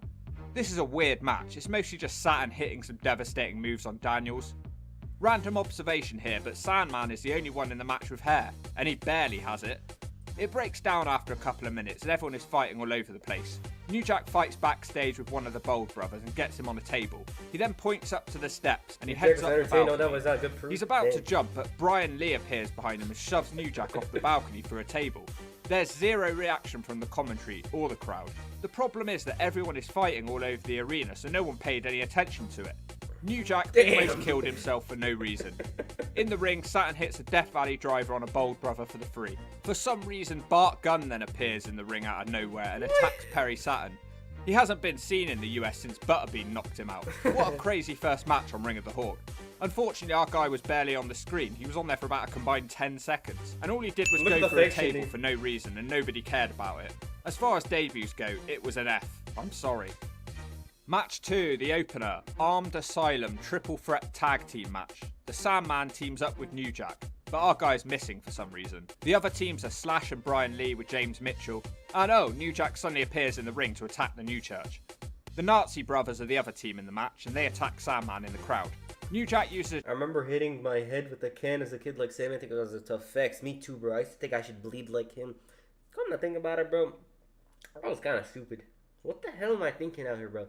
I used to grab a can, bah, bah, bah, damn, what the hell's wrong with you, bro? I'm acting like I'm tough or something. Just thinking about it, bro. If I went back in time, I'd slap my old self. Dumbass. I used to wish I'd bleed like the wrestlers. I'm like, what? It's crazy. A cheese grater on Slash, but then Brian Lee takes him out of a... Speaking of a cheese grater, bro, I used to be scared of a cheese grater because I watched ECW One Night Stand as a kid, 05. And they used the cheese grater in the main event. I used to be terrified of it because we had it at home. I used to be pissing myself in fear. My brother's like, oh, there's a cheese grater. I'm like, ah. They attack Sandman in the crowd. New Jack uses a cheese grater on Slash, but then Brian Lee takes him out of a kendo stick. Brian Lee then hits him with a trash can as it flies off the screen and possibly hits a goon in the crowd. New Jack gets a staple gun and attacks Slash with it, who is busted open. New Jack decides to try and kill himself again. He has a chair and dives off the apron as he crashes into the barriers. If I ever did that, my mom would beat me into the shadow room. Well, this is the stuff you do upstairs. Bro. No idea who he was trying to hit because there was no other wrestler on screen. He either missed someone by miles or he just wanted to break his arm for no reason. Everyone starts fighting all over the arena as you would expect. New Jack is busted open fighting Brian Lee in the crowd, but I'm not sure how it happened. Slash is pushed off the balcony through a table onto a Nazi brother. This match is nuts. Brian Lee and New Jack make their way up to some steps to the exact same place that he was thrown off from last week. Did he just call him a Nazi brother? What the... I used to jump out of the steps of my house onto a bunch of pills like I was Shane. Bro, I used to do a frog splash jumping. It was crazy. One time I used to be on a bullies with a kendo stick like I was saying, I was getting suspended. And how'd you bring a freaking kendo stick to school without them noticing? Brian Lee charges at him, and then New Jack tries a back body drop off the balcony through a table. Aye. It doesn't go well, and it looks bad. Jack then stacks Slash up on a table, but his partner Sandman is thrown through a table by the Nazi brothers. Jack heads up the balcony again. Wait, he goes even higher this time. He dives with an elbow through the table. Damn, both men are dead. In the ring, the Bold brothers kick a trash can into Sandman's face, and then they hit a double team move to put him away for the free. The commentary team blame New Jack brutally for this loss and say it was all his fault for taking himself out of the match. What a match it was though. I don't normally like hardcore matches that much, but this was a great match. Me too. As far as TV openers go, it was an A, but we're grading New Jack here. And I'm still giving him an A, because he nearly died twice, so shove it. After this match, Bart Gunn is randomly being interviewed, and Goldilocks says that he's starting out at the top of the card because he's taking on Perry Saturn. I'm sorry, this isn't a video about him, but that just made me laugh for some reason. Before the third match, D'Lo in TNA was underrated. He used to have these good ass matches with AJ Styles. Sandman is yelling at New Jack for not having his back in the last match, and then he gets shot in the face with a fireball. He's okay though, because next week him and New Jack just sat there playing chess. Jack cuts a promo that he doesn't care about winning or losing, and his job is to jump off the highest thing possible. He says he doesn't care about belts, because if he won one, he'd just pawn it. Match 3, Brian Lee and Slash with Father James Mitchell versus the Sandman and New Jack. Brian Lee and Jack fight on the outside. It's all feeling a bit slow, unfortunately. Slash sets New Jack up on a table on the outside, and he climbs onto the top. Sandman makes the save though, and canes Slash in the head. James Mitchell attacks Sandman with a prison shank. Perry Saturn then runs in and makes the save. The match has not been thrown out for some reason. New Jack climbs to the top with a chair and then nails Slash in the head. Mike Awesome then runs out, who had a short stay with the New Church in TNA. His Ring of the Hawk episode is already on my Patreon. He picks up New Jack for a powerbomb and drives New Jack over the top to the outside and through the table. That's crazy. God. They pin New Jack for the free. The lights then go out and then Just Incredible appears and goes nuts with a kendo stick. It's true, it does feel... Dude, the wrestlers debut and respawn randomly, bro. Like I said, early TNA was the Wild West. I met D'Lo Brown TNA Bound for Glory last year and Tommy Dreamer. W D'Lo. Really, anybody wrestling ECW can say I almost died. Facts. They almost died inside or outside the ring. I feel like we're watching an episode of ECW here. Mike Awesome looks like a combination of Braden Walker and Bret Hart. James Mitchell. This match wasn't great, but the bump at the end was, so I'll give it a C because New Jack nearly died. Match 4, Ultimate Sin, 6-man tag team match. Accompanied by James Mitchell, it's Brian Lee, Slash and Mike Awesome versus Perry Saturn, New Jack and the Sandman. Saturn comes out wearing ECW merch, he just doesn't care. New Jack starts out hitting Slash with, oh god, what is that? It looks like something the Grim Reaper would use. Justin Crowe, the most mid wrestler of all time. It's kind of crazy how he won the world championship, right? The ECW. It's kind of crazy how he won the ECW World Championship. It's insane. He carves open Slash. He also gets him with a fork. Jack then grabs a staple gun, but Slash fights back and staples a dollar bill to New Jack's head. Jack and Slash fight on the outside, both covered in blood.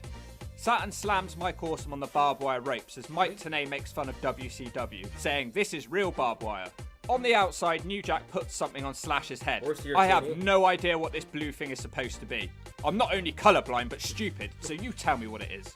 Saturn is trying to have a wrestling match while everyone else is just hitting each other with weapons. Awesome hits a powerbomb on Sandman through a table off the ring apron. New Jack sets Brian Lee up on a table on the outside, and then Perry Saturn hits an elbow drop onto him. Boom. New Jack is just full of energy in this match and dives from the top with a steel chair to cream Slash, but he manages to somehow kick out of the pin attempt. New Jack then notices that there's a baseball bat hanging from the ceiling and he climbs up the ladder. Unfortunately for him, Slash pushes the ladder over. New Jack tumbles to the outside and goes for a table. Damn, how is this man still alive? People talk about the bumps that Jeff Hardy took. Every week, New Jack is trying to kill himself in TNA. Just Incredible interferes in the match again and he hits Slash in the head with the bat, so Team ECW win this one. It was okay, it wasn't as good as the other hardcore match. I still quite liked it though. I'll give it a C because New Jack tried to kill himself. Match 5, triple threat match. New Jack starts out by throwing a trash can at JB and then he gets a microphone. He cuts a promo talking about all the shenanigans he got up to in ECW. Taking drugs, Paul Heyman, bestiality of a sheep, and his hatred of Sabu. You know, the standard stuff. Isn't this is the most TNA promo, or at least early TNA? They always mention WCW, WWF, ACW, you know, continuity and stuff, but You guys know exactly what I'm trying to say right now. Like, they always make those references. Taking on the Sandman and Sabu. New Jack and Forehead was Sabu cooked. fight in the ring while Sandman drinks in the crowd. Sabu opens New Jack up with a metal spike. Sandman finally arrives in the ring, but Sabu is in control of the match and he hits New Jack with a trash can lid. New Jack then finds his staple gun and gets Sabu. New Jack now has a fork and is stabbing Sabu. Sabu fights back and tries to dive onto New Jack on the outside with the table, but Sandman whacks him off with a stick. New Jack and Sandman still seem to be friends at this point, and they put Sabu on a table. New Jack then finds a scissor lift and rises himself up to balcony level. And then he keeps going and going. Oh god, this is going to be his last match, isn't it? He dives with an elbow through the table, but misses. What a fool that is.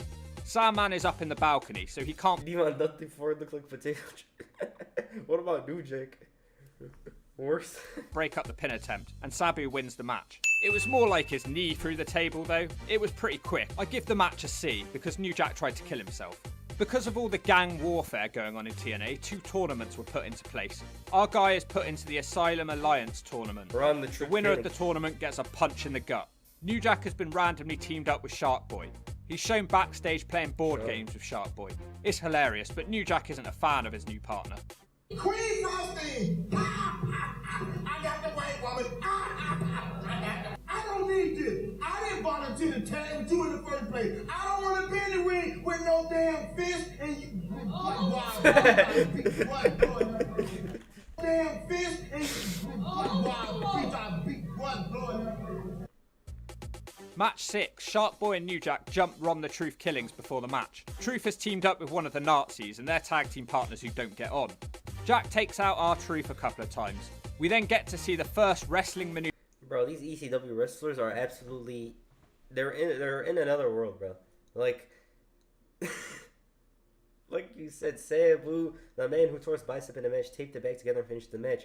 They're insane, bro. Like, Sabu's matches, he always hurt himself and did it just for the sake of it. Like, him wrestle a normal match. He'll probably kill himself before wrestling a normal match.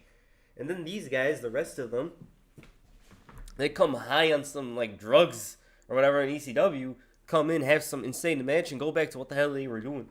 Like, ECW wrestlers were so casual. They were grounded, but at the same time, very, very, very insane. Truth doesn't age. He doesn't, bro. Look at him. He's the same guy. If he wore the same attire as he did in 02, 03, 04, right now, he'd look the same. Maneuver from New Jack's time in TNA as he hits a belly-to-belly on Truth. Okay, quick. Shark Boy gets This in is the match, round but the he Truth doesn't kill. do well, so Jack helps him out. The Nazi boys then run in and ruin the match and attack everybody. They hit a H-bomb on New Jack. Truth then takes them out on his own, and then he catches Shark Boy diving from the top and hits a power slam for the free. Jack hit one move in this match, and they lost the handicap match, so it's an F. God damn, this episode of Ring of the Hawk has grades all over the place. No idea where he's going to finish in the end. Match 7, Hard 10 tournament match. So this is the other tournament. It has a bunch of weird rules. It's basically a hardcore match with point scoring and it's first to 10. You're only supposed to use weapons from the crowd, so it's basically just another attempt at TNA trying to resurrect ECW. It's That's Slash TNA. I don't know if I can without watch. Father James Mitchell versus New Jack in his only singles match in TNA. Mike Sanders is on commentary Black bragging don't that break. he won his tournament match, and he'll take on the winner of this one. Slash wins a point by hitting New Jack with a lid, but then New Jack hits him back, so it's 1-1. On the outside, New Jack hits Slash with a trash can, 2-1. However, Slash instantly equalises. Mike Sanders is like deaf on commentary. Sanders is constantly calling Brian Lee Faker Taker. How long ago was this comment relevant? New Jack scores a point diving with a chair. In the ring, Slash equals it up with a lid, and then takes the lead with a leg drop. Slash then chucks the trash can at New Jack. Not once, but twice, and it sure wasn't nice. On the outside, New Jack nails a trash can shot. Slash scores a couple of trash can shots himself. What you guys said earlier, this is crazier than ECW. I agree. What the hell is this, bro? They're going crazy. Look. On the outside, New Jack nails a trash can shot. Slash scores a couple of trash can shots himself and is 2 points away from winning at this point. Jack Whoa, then creams crazy. him with a chair. Now he gets some stuff from the crowd. Mike Sanders continues to make penis jokes. This guy is a massive goofball. New Jack then hits a shot onto Slash's slash zone. Jack hits a couple of weak This is actually a good match. weapon shots and now they're all tied up. They then trade weapon shots, but neither of them have won yet because it's sudden death, as you have to win by 2 or more points for some reason. The match continues and everybody looks confused. Jack's got a chair, but he's just walking around. Why doesn't he use it? They fight on the top rope, and then New Jack suddenly chucks Slash from the top and through a table. Jack is the winner. Didn't really enjoy it, and I couldn't stomach Mike Sanders on commentary, although I'm looking forward to New Jack beating him up on the next one. It's a D. Shark Boy and New Jack continue to play games between matches, and Jack doesn't like how Shark Boy smells. Jesus Christ! Get your stinky ass out of my face! Now, longer. My eyes are burning. You ain't wash your ass in a month. Despite that, New Jack defends Shark Boy when Saban tries to unmask him. The most irritating man in the world, Mike Sanders, stops him from beating up Saban though. New Jack says he doesn't give a about Mike Sanders. He's definitely got that one right. Jack's cutting a fire promo, but the Shark interrupts him and he has Hulk hands. Jack promises to beat Shark Boy off with the hands after the match. Match 8, hard 10 matchup, semi-finals. Mike Sanders, the most boring man in the world, versus New Jack. Sanders hides before the match and then runs out and hits New Jack with a trash can to score the first point. The fans have all brought weapons with them here and it's evident. New Jack then equals up the points with authority. Sanders then takes an early lead. New Jack runs from the ring apron with the chair, but he misses Sanders and crashes into the barrier. Shark Boy comes out to watch the match. No tradition, bro, I'm telling you. New Jack finally starts to catch up, and my favourite is probably the headbutt into the trash can on Sanders' nutsack. Sanders is struggling at this point, and Jack puts him on a table on the outside. Shark Boy then distracts him when he's about to jump and tells him to use the Hulk hands. The crowd then encourage him, and New Jack starts to Hulk up. Shark Boy. Then he punches Sanders with the Hulk hand off the apron and through the table. I absolutely loved that ending, and the odd couple team is great. I'm giving it a B for that feel-good ending. New Jack is now in the final. New Jack versus Darby Allin, bro. If that actually happened before, Darby Allin actually died probably. This guy would try to test his limits and see what the hell they can do. They could push. He'll probably kill him. Darby Allin be thrown off the top of the AEW arena, and this guy would be standing there all proud. The winner of the final would be named the most hardcore wrestler. I'm not sure if it was a botch by Mike Tenay on commentary, but he says that the winner of the match would become the new hardcore champion. It would have made sense for them to have a hardcore title at this time with all the ECW guys. TNA also tried to have a hardcore division in 2010. They were going to rebrand the global title, but that didn't happen either. I'm not going to lie, I'm really enjoying this episode of Ring of the Hawk. There's something about these guys. He's hilarious, his promos are fire, and something happens in every match that makes it worth watching. And you versus New Jack, come on, bro. You want to see me go to the cemetery already? His team was imagine New Jack comes back from life and fights me of all people. We're cooked, bro. That's it. Somebody would legit die in that match, and it ain't gonna be New Jack.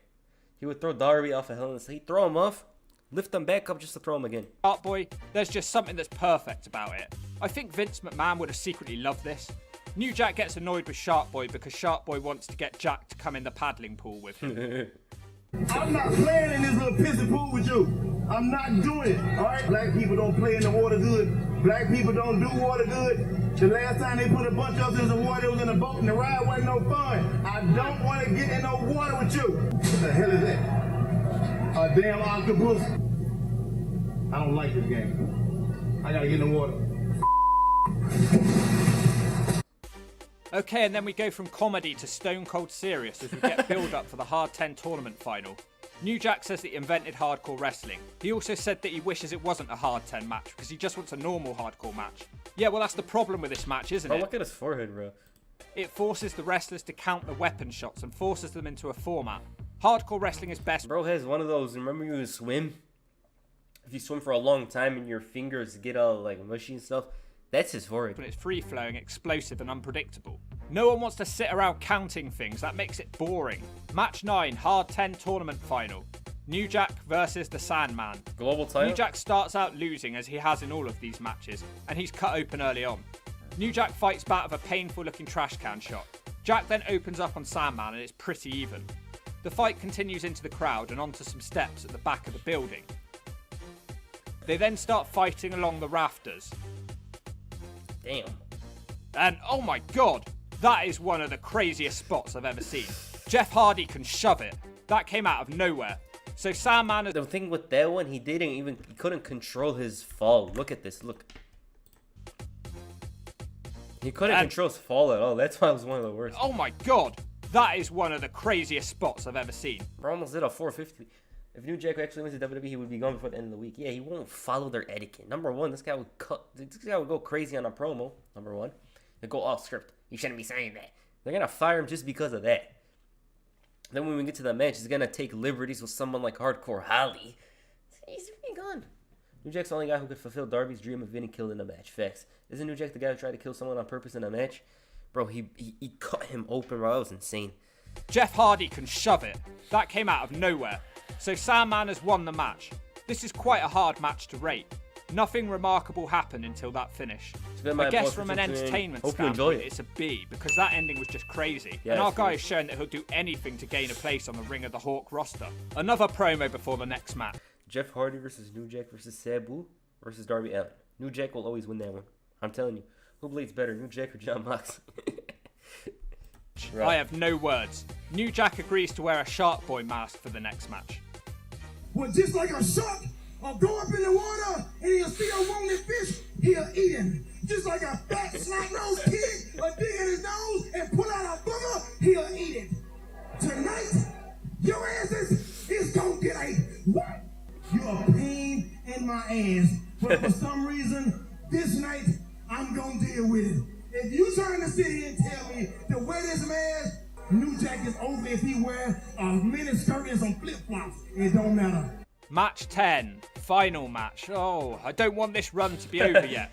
The Nazi Boys versus New Jack and Shark Boy. They are the new Sharks. Jack takes out the brothers with a double clothesline. The crowd love this guy and won't stop chanting his name. New Jack grabs a chair and dives off the apron onto one of the brothers. Then he partially removes his mask and screams at him. The brothers hit a pretty nice double team move on Shark Boy as he gets isolated. New Jack then randomly throws a chair to the brothers, so they pick it up and hit Sharky with it. What did you expect them to do? New Jack does get in the match eventually and hits a couple of scoop slams. Jack then hits a leg drop onto a chair but doesn't make a cover. New Jack tries to jump from the top with a chair, but he's met with a chair shot from one of the brothers to wipe him out. The brothers then pick up New Jack and hit him with the H-bomb and pin him for... Imagine him stabbing Cena and Cashin and Money in the Bank on him. Nah, I can't imagine him like that WWE logo there and this guy wrestling on Raw or SmackDown. It's just unimaginable. You can't imagine him because you have to tone him down. He does not fit at all, and he won't be New Jack if you. Yeah, it's better that he didn't go. They probably wouldn't have brought him in anyways, but you know. For the free. The brothers then decide to unmask Shark Boy. They do it, but then Jack takes his mask off and puts it on Shark Boy. He's such a caring partner. Shark Boy disappears but then runs back out with Hulk hands and takes out the Bold brothers. You know you're doing something right when you make your audience care about a match involving the Nazi brothers. It gets a C. I don't know why this had to end, it was so entertaining. Well, as far as why this run ended, from what I can tell, Jeff Jarrett was getting tired of the language that New Jack would use. So Jack would just do it anyway to... In 2004 SmackDown, you beat, bro. New Jack, the real New Jack. He can't be in there, bro. They look how much he bleeds. TNA allowed him. New Jack and AEW, they should... Never mind. I'm sorry. I forgot he died, bro. It's just crazy. He died almost 3 years ago. I was about to be like, they should bring in him for a match against John Moxley. Yeah, SmackDown 4 versus Brock. He'd be hitting the German suplexes on New Jack. Blading. That'd be crazy. Rub Slapnuts the wrong way. So it sounded like tension with the management caused him to leave. Now they're a good duo. The Shark Boy went on to team with Crash Holly after this in another pretty decent team, although they didn't have quite the same amount of chemistry as New Jack and Shark Boy. So wow, 10 matches and talk about a mixed bag. I'm going to have to add this up a minute. Well, it's official. We have a new leader on Ring of the Hawk, because I'm going to give New Jack an overall B. He didn't need to do a million flips or wrestle 30 matches to do it. Crazy spots, crazy good promos, and a crazy good tag team with Shark Boy. He worked hard and put his ass on the line for TNA. Oh my god. From an entertainment standpoint, this has to be the most enjoyable episode of Ring of the Hawk. I was on the edge of my seat waiting to see what he'd do next, so I have to thank you all for making New Jack win the vote. I really didn't expect it to be as good as it did, and I've had a talk with him, and the Hawk is in complete agreement. He wants New Jack to do the JOB every night, every day to the hate. W video. He always comes in clutch. New Jack should have came in ECW in 8,000. Yeah, he should have, but like, bro, it's unfortunate. He could have, should have had a run, but like, it's tough. Match gets to see because New Jack tried to kill. I got the White Woman Shower Boy. Kurt Hennig's second run. Oh yeah, Kurt Hennig. Are you Shark Boy? Maybe. Maybe I was.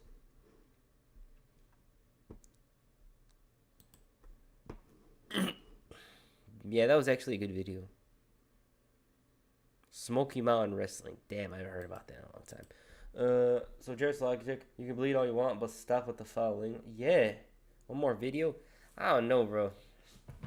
I don't know. They say I actually like this stream. Much better than last one. You guys remember last one? I didn't really like last ones. The last stream. What do we got here?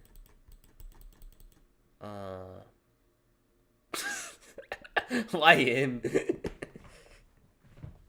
Ren is a generous for... New Jack would be good in New Japan. Bro, New Jack, he has his own thing, you know what I mean? Like, he has his own thing around.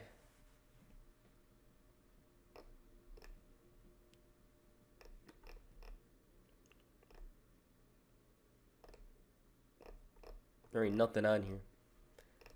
Because it got taken down. That's not the reason. I just didn't like it. Go for one more video. I don't know, bro. If it's a video, we gotta make a short one. It can't be long. The reason why, I'm probably gonna go stream on the other channel, but like, if you guys want one more video, it can't be long. Bruh. Some people are uncalled for on this app. What video you guys gotta recommend? What video do you guys recommend? Japan with Humble New Jack, they don't play that. Yeah, bro. They're so serious over there. They mold you into what they want. The worst of TNA. Is it long? If it's long, I can't watch it. Let's get on San Andreas. Yeah, that's a long video, bro. That's a long video. If I watch that, I'm going to pause every second and yap and make a video on Victoria's title runs. I want to.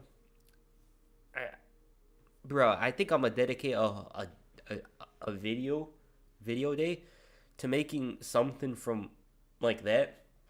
Along with like Reverend Devon or something. The Rock Sacramento promo. Yeah. That was funny. I was about to play it. I was like, they're going to copyright me. Just finished watching San Andreas the other day. Oh, the movie. I haven't watched that in a while. I watched it like 2 years ago.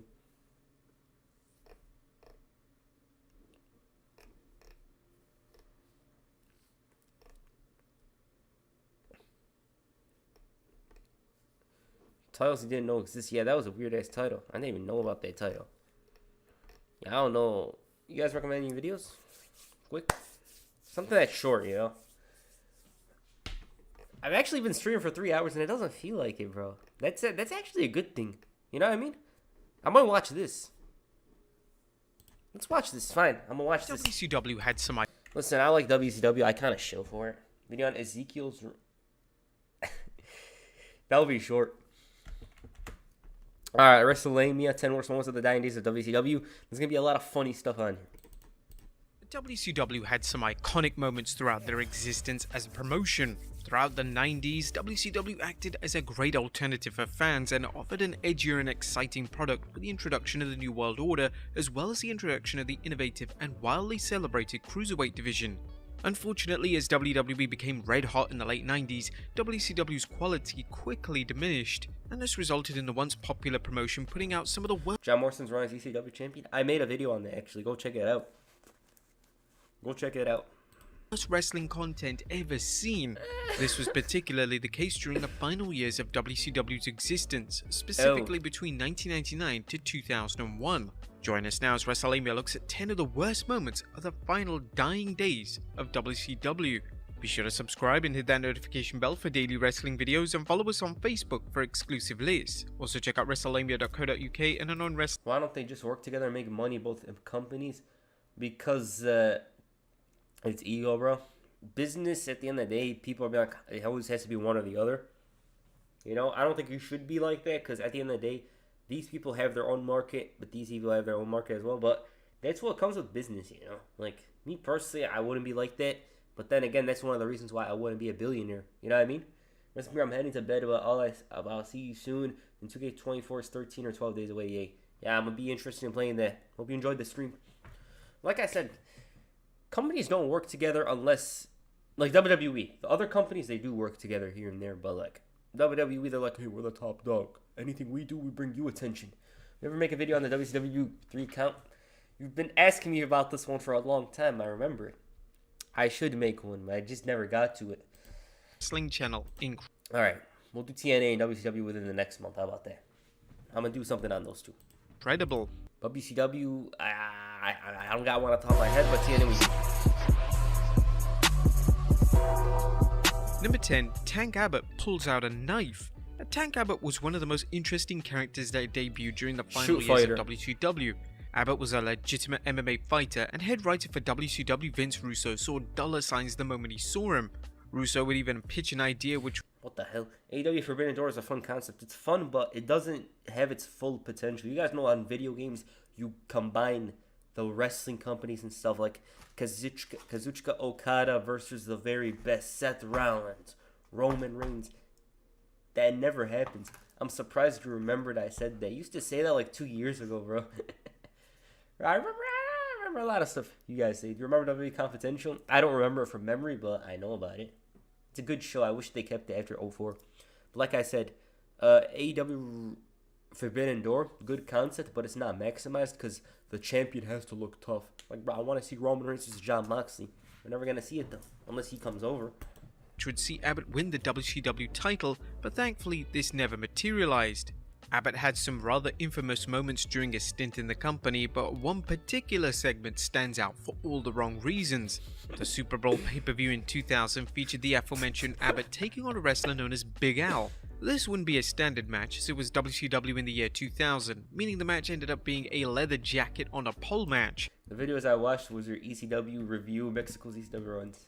Yeah, those are some of my earlier ones. I pray that one of those years all the wrestling companies combine a Forbidden Door and all the best from each company compete against each other. Yeah, I wish so too, bro. But in order for that to happen, the philosophy of WWE has to change entirely. You know what I mean? Like, if WWE's philosophy changes entirely, that would allow for it to happen. But they're not going to play ball because they're not going to benefit the most. It is what it is. Anybody remember the new Blood vs. Millionaires Club rivalry in WCW? Yeah, that was in the late days. Abbott would win the match, but a terrifying incident would ensue shortly after. Abbott would proceed to pull out a knife and place it to Big Al's throat, informing everyone that he could kill him. WCW quickly panned away from the commotion, and WCW commentators tried to logically explain what had happened, but even they were completely baffled. This was an unplanned spot, and it was a miracle that somebody wasn't seriously hurt. Number 9, Oklahoma. There have been some tasteless wrestling parodies over the years, but the parody of Jim Ross that WCW presented in 2000 went too far. The character would be known as Oklahoma and was portrayed by former WWE writer Ed Ferrara. Ferrara would dress in a manner similar to JR, but he would mock JR's Bell's palsy, which was where the majority of the criticism from the character came. WCW devoted so much time to this outrageous character that Oklahoma would even win the Cruiserweight title, which speaks volume in relation to how little WCW valued the title during the final years of the company. The character quite rightly angered fans, as well as people in the wrestling industry. JR was beloved, respected and admired, and to mock him in this manner simply wasn't going to go under the radar. Jim Cornette would even challenge Ferrara to a fist fight, and he was so outraged at WCW's mockery of Mark Maron was awful on commentary. Yeah, get him! Bro, he was so loud and annoying. Arguably wrestling's greatest commentator. Number 8, The Blood Botch. 2000 was... I'm not gonna lie, this should be in the top 3. A pivotal year for WCW as a promotion, as everything they tried to do to remain relevant and popular seemed to completely flop. A great example of this was during the feud between former WCW World Champion Kevin Nash and the New Blood stable. During an episode of WCW Thunder, Nash would be standing in the ring and a planned spot was to see a bucket of blood falling on his head. However, this would ultimately fail as blood completely missed Nash, making the stable look completely incompetent. Nash virtually completely missed Nash, bro, why is the juice laughing? The stable look completely incompetent. Nash virtually no-sold the botch, which was probably the smartest move. But just a few weeks later, it fit his cool character. Imagine he sold it like a goof. Similar incident would occur as Nash was about to perform a jackknife powerbomb on Vince Russo on the outside of the ring. Blood would fall from the ceiling once again, and it somehow missed Nash for the second time. It was a total disaster and borderline laughable. Number 7, Judy Bagwell on a fork. You got it. Clift. Vince Russo was obsessed with placing various items on poles during his time in WCW. from leather jackets to Viagra, but in the year 2000 he developed this concept even further. What's wrong with this guy in poles? Did someone hang him up with some? What's wrong with him in poles? He did it in WWF. He did it in TNA. He did it in WCW. What the hell's wrong with him in poles? When he decided to have a Judy Bagwell on a forklift match. The stipulation alone was enough to make fans realize that, like, bro, what the hell's up with poles? Does he get a pole when he sees one or something? Like, I don't understand. What? Juby last his ice off, yeah. Juventud. Why is he obsessed with poles? The matches are never good because you have to climb up. It's so awkwardly done. It's never good. WCW was dead. There was no going back. But the execution of said match was beyond belief. The match would be between Kanyon and Buff Bagwell, and if Kanyon won, Judy would be his new valet. Whilst if Bagwell won, Judy would be free and wouldn't have to worry about any torment from the villainous Kanyon. The match began with Kanyon driving to the ring with Judy strapped to a forklift. This is when Kanyon cut a promo and declared, "Everybody knows that this match is supposed to be a Judy Bagwell on a pole match, but I searched this entire second-rate country of Canada. But after Kanyon versus Buff Bagwell is a good match. That stipulation is stupid. It's always stupid. Let's see this. searching this entire godforsaken country, I couldn't find a pole that would hold that big fat battle axe." The match was terrible, and even featured a run-in from David Arquette. Bagwell would win the match, and he would safely be reunited with his mother, who was dramatically lowered down to the ground. Number 6, Goldberg's car window incident. Bro, didn't this cost him like 6 months? WCW was often compared to the Wild West in the sense that talent did whatever they liked with no repercussions. During the final years of the company, wrestlers going off script was common, and there was nobody with any true sense of authority to make them fall in line. One of the wrestlers who WCW management struggled to rein in was Goldberg, who in late 1999 went off script and almost bled to death as a result. On an episode of WCW Thunder, Goldberg would attack a limo with a metal pipe, but then went off script and smashed a window with his own hand. The glass cut an artery in his arm, and he was forced to go to hospital immediately. This should have never happened, and whilst nobody is truly to blame other than Goldberg himself, WCW management should have had a better control over their talent. This situation was a clear sign that inmates were running the asylum. Number 5, Goldberg turns heel. Speaking of Goldberg, during the late 90s, Goldberg's popularity skyrocketed. Their approach of booking Goldberg in squash matches worked wonders as Goldberg gradually became the most popular babyface in all of WCW. Unfortunately, things would begin to fall apart when they made the questionable decision to have Kevin Nash end Goldberg's 173-0 win streak. Despite this, the crowd remained pro-Goldberg. This is until Vince Russo implemented the drastic and damaging decision in 2000 to turn him heel. Goldberg would turn heel at the Great American Bash pay-per-view, turning on Nash and siding with Russo and his New Blood stable. To say this heel turn flopped hard no would be one other than Goldberg himself, idiot. Why would he do that, bro? Why? Goldberg killed the Big Show. an understatement. Goldberg looked uncomfortable in the role, and fans hated it. It completely killed the mystique of the former world champion, and Russo would ultimately take no responsibility for the failed heel turn, claiming on Sportskeeda's Legion of Raw that Goldberg's heart wasn't in it. Number 4, David Arquette wins the WCW World title. Now, the World title should be the most respected and prestigious title in a pro wrestling Crazy as far as this isn't even number 1. company, but in 2000, WCW completely killed any ounce of credibility the big gold belt had. Prominent actor David Arquette would take part in a tag team match which pitted him and world champion DDP against Jeff Jarrett and Eric. Bro, this turn lasted 2 months too. LMVO. He was cooler as a heel, bro. How you gonna hate him? Bischoff. The stipulation stated that whoever obtained the pinfall would win the title. Naturally, Arquette won the match and became world champion by pinning Bischoff in one of the most shocking moments in wrestling history. Facts. The decision was blasted by fans, and Arquette still gets ridiculed and blasted for it to this very day. Russo still likes to justify his decision to crown Arquette as the champion, but made a total mockery out of WCW and their once celebrated championship. Number 3, Vince. You don't do that even for any attention, because the short-term attention does not equate to much, bro. At least to long-term damaging. Like, how do you take this title seriously when this random actor, a Scream character? Remember that dog movie that David Arquette had? Why would they make him champion though? I remember he had this movie with the kid from 2.5 Men. You know, they had this dog. I haven't watched that in so long. Damn, it just reminded me of it. From WCW to Scream to Shark Boy and Lava Girl. He thought he could break car glass like Batman. Goldberg almost is a superhero. Almost. But that proves he isn't. Russo wins the WCW World title. Unfortunately, David Arquette winning the title wasn't the only time the title became worthless. In September of 2000, Vince Russo decided to make himself the new WCW World Champion. That's right, the guy who was writing the WCW. Imagine if Chris Pratt wins the W. Why Chris Pratt though? See spot run. That's it. Yeah. Chris Pratt. David Arquette's actually a wrestler now, which I think is cool. Like, he's actually wrestling seriously. Product decided to make himself the world champion. Russo would take on Booker T for the title inside a steel cage on Nitro. The match would be heavily overbooked and featured numerous run-ins from top talent. The finish of the match came when Goldberg speared Russo through the cage, resulting in Russo winning the match and being crowned the new WCW World Champion. Days later on Thunder, Russo would announce, I think this is worse than David Arquette win almost. Do you guys think that? The reason why I think this is worse is because he booked it. I forgot there was a reason. He explained why he booked it, but like, it was so dumb. Like, Vince Russo is not a draw. His storylines are.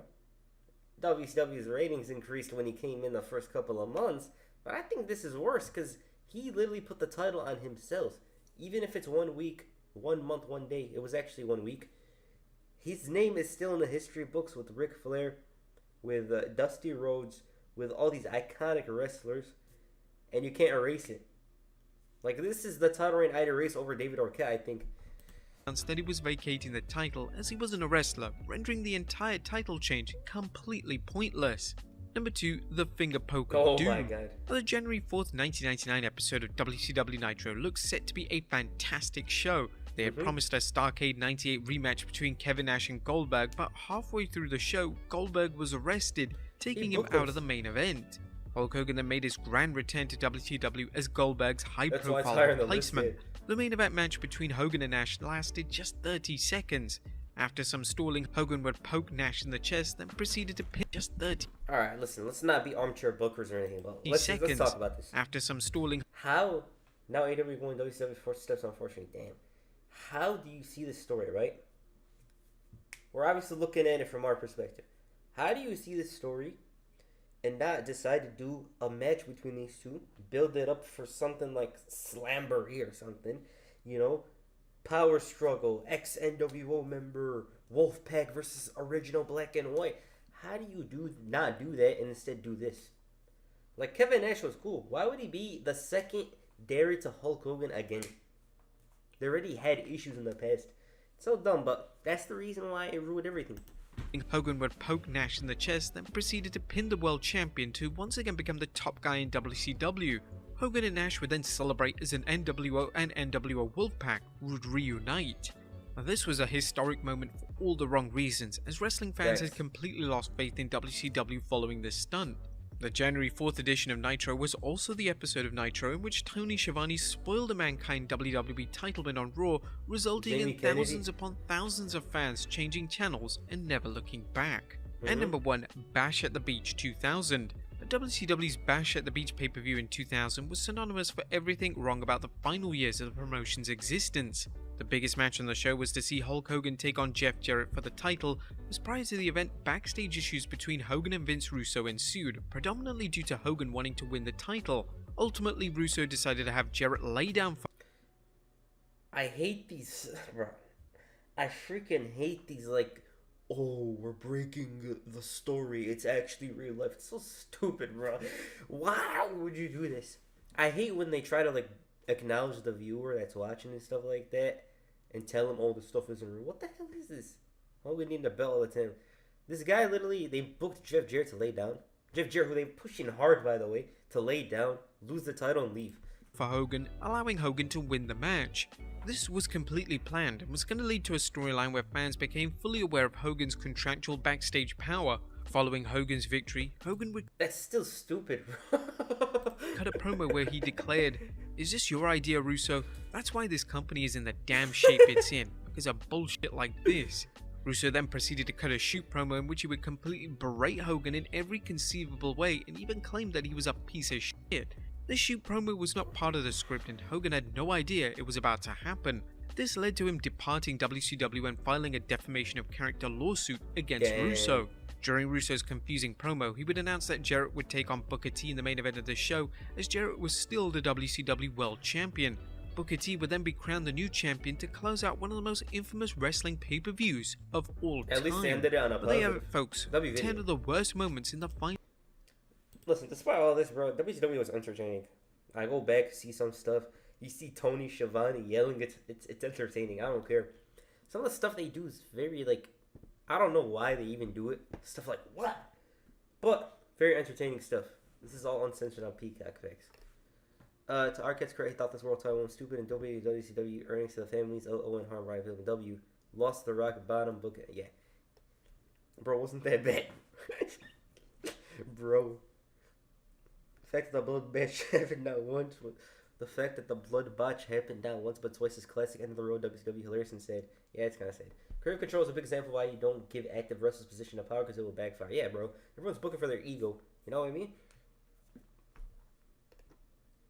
You could probably give this honorable mention to the 1998 Halloween Havoc pay-per-view. That was a big, let's go to San Andreas. Yeah, man, stream. Alright. This is actually, listen, strap. Like, I think this was actually a W stream. Like, why? I was actually into it. Last time, I kind of got lost in the middle of it. You know? We had more energy here. And you guys have been watching for 3 hours. 3 hours you guys were watching that damn stream. We're out here chilling. This is one of the longest streams we've ever done on the channel. So it's a W. Well, AEW, Tony Schiavone looks even more like a goof. Alright. Alright, hope you guys enjoyed the stream. Wait up. Listen. I'm gonna get back to, this is my other channel. I'm gonna stream in like 10 minutes. I gotta do something quick. I'm gonna stream here. I stream non-wrestling stuff. I'm gonna go on Twitter. Then I'm gonna play San Andreas. We're gonna play San Andreas there. You don't see Jay. I downloaded it. It's ready. So if you want to watch me, I'm gonna go on here in like a few minutes. All right. Hope you guys enjoyed this stream. I'll be back with another video. The Miz video. We're gonna get it. The Miz video might be the last video of the month because you guys know I like to end videos on the bang. I just pushed it back because I heard that Maurice knows. I just didn't want to upload it then. You know what I mean? I just didn't want to upload it. Other than that, the next videos, W stream homie. Thank you, bro. Other than that, next videos include, I might have to start WrestleMania videos soon. But yeah, hope you guys enjoyed the stream. Peace. I'm out.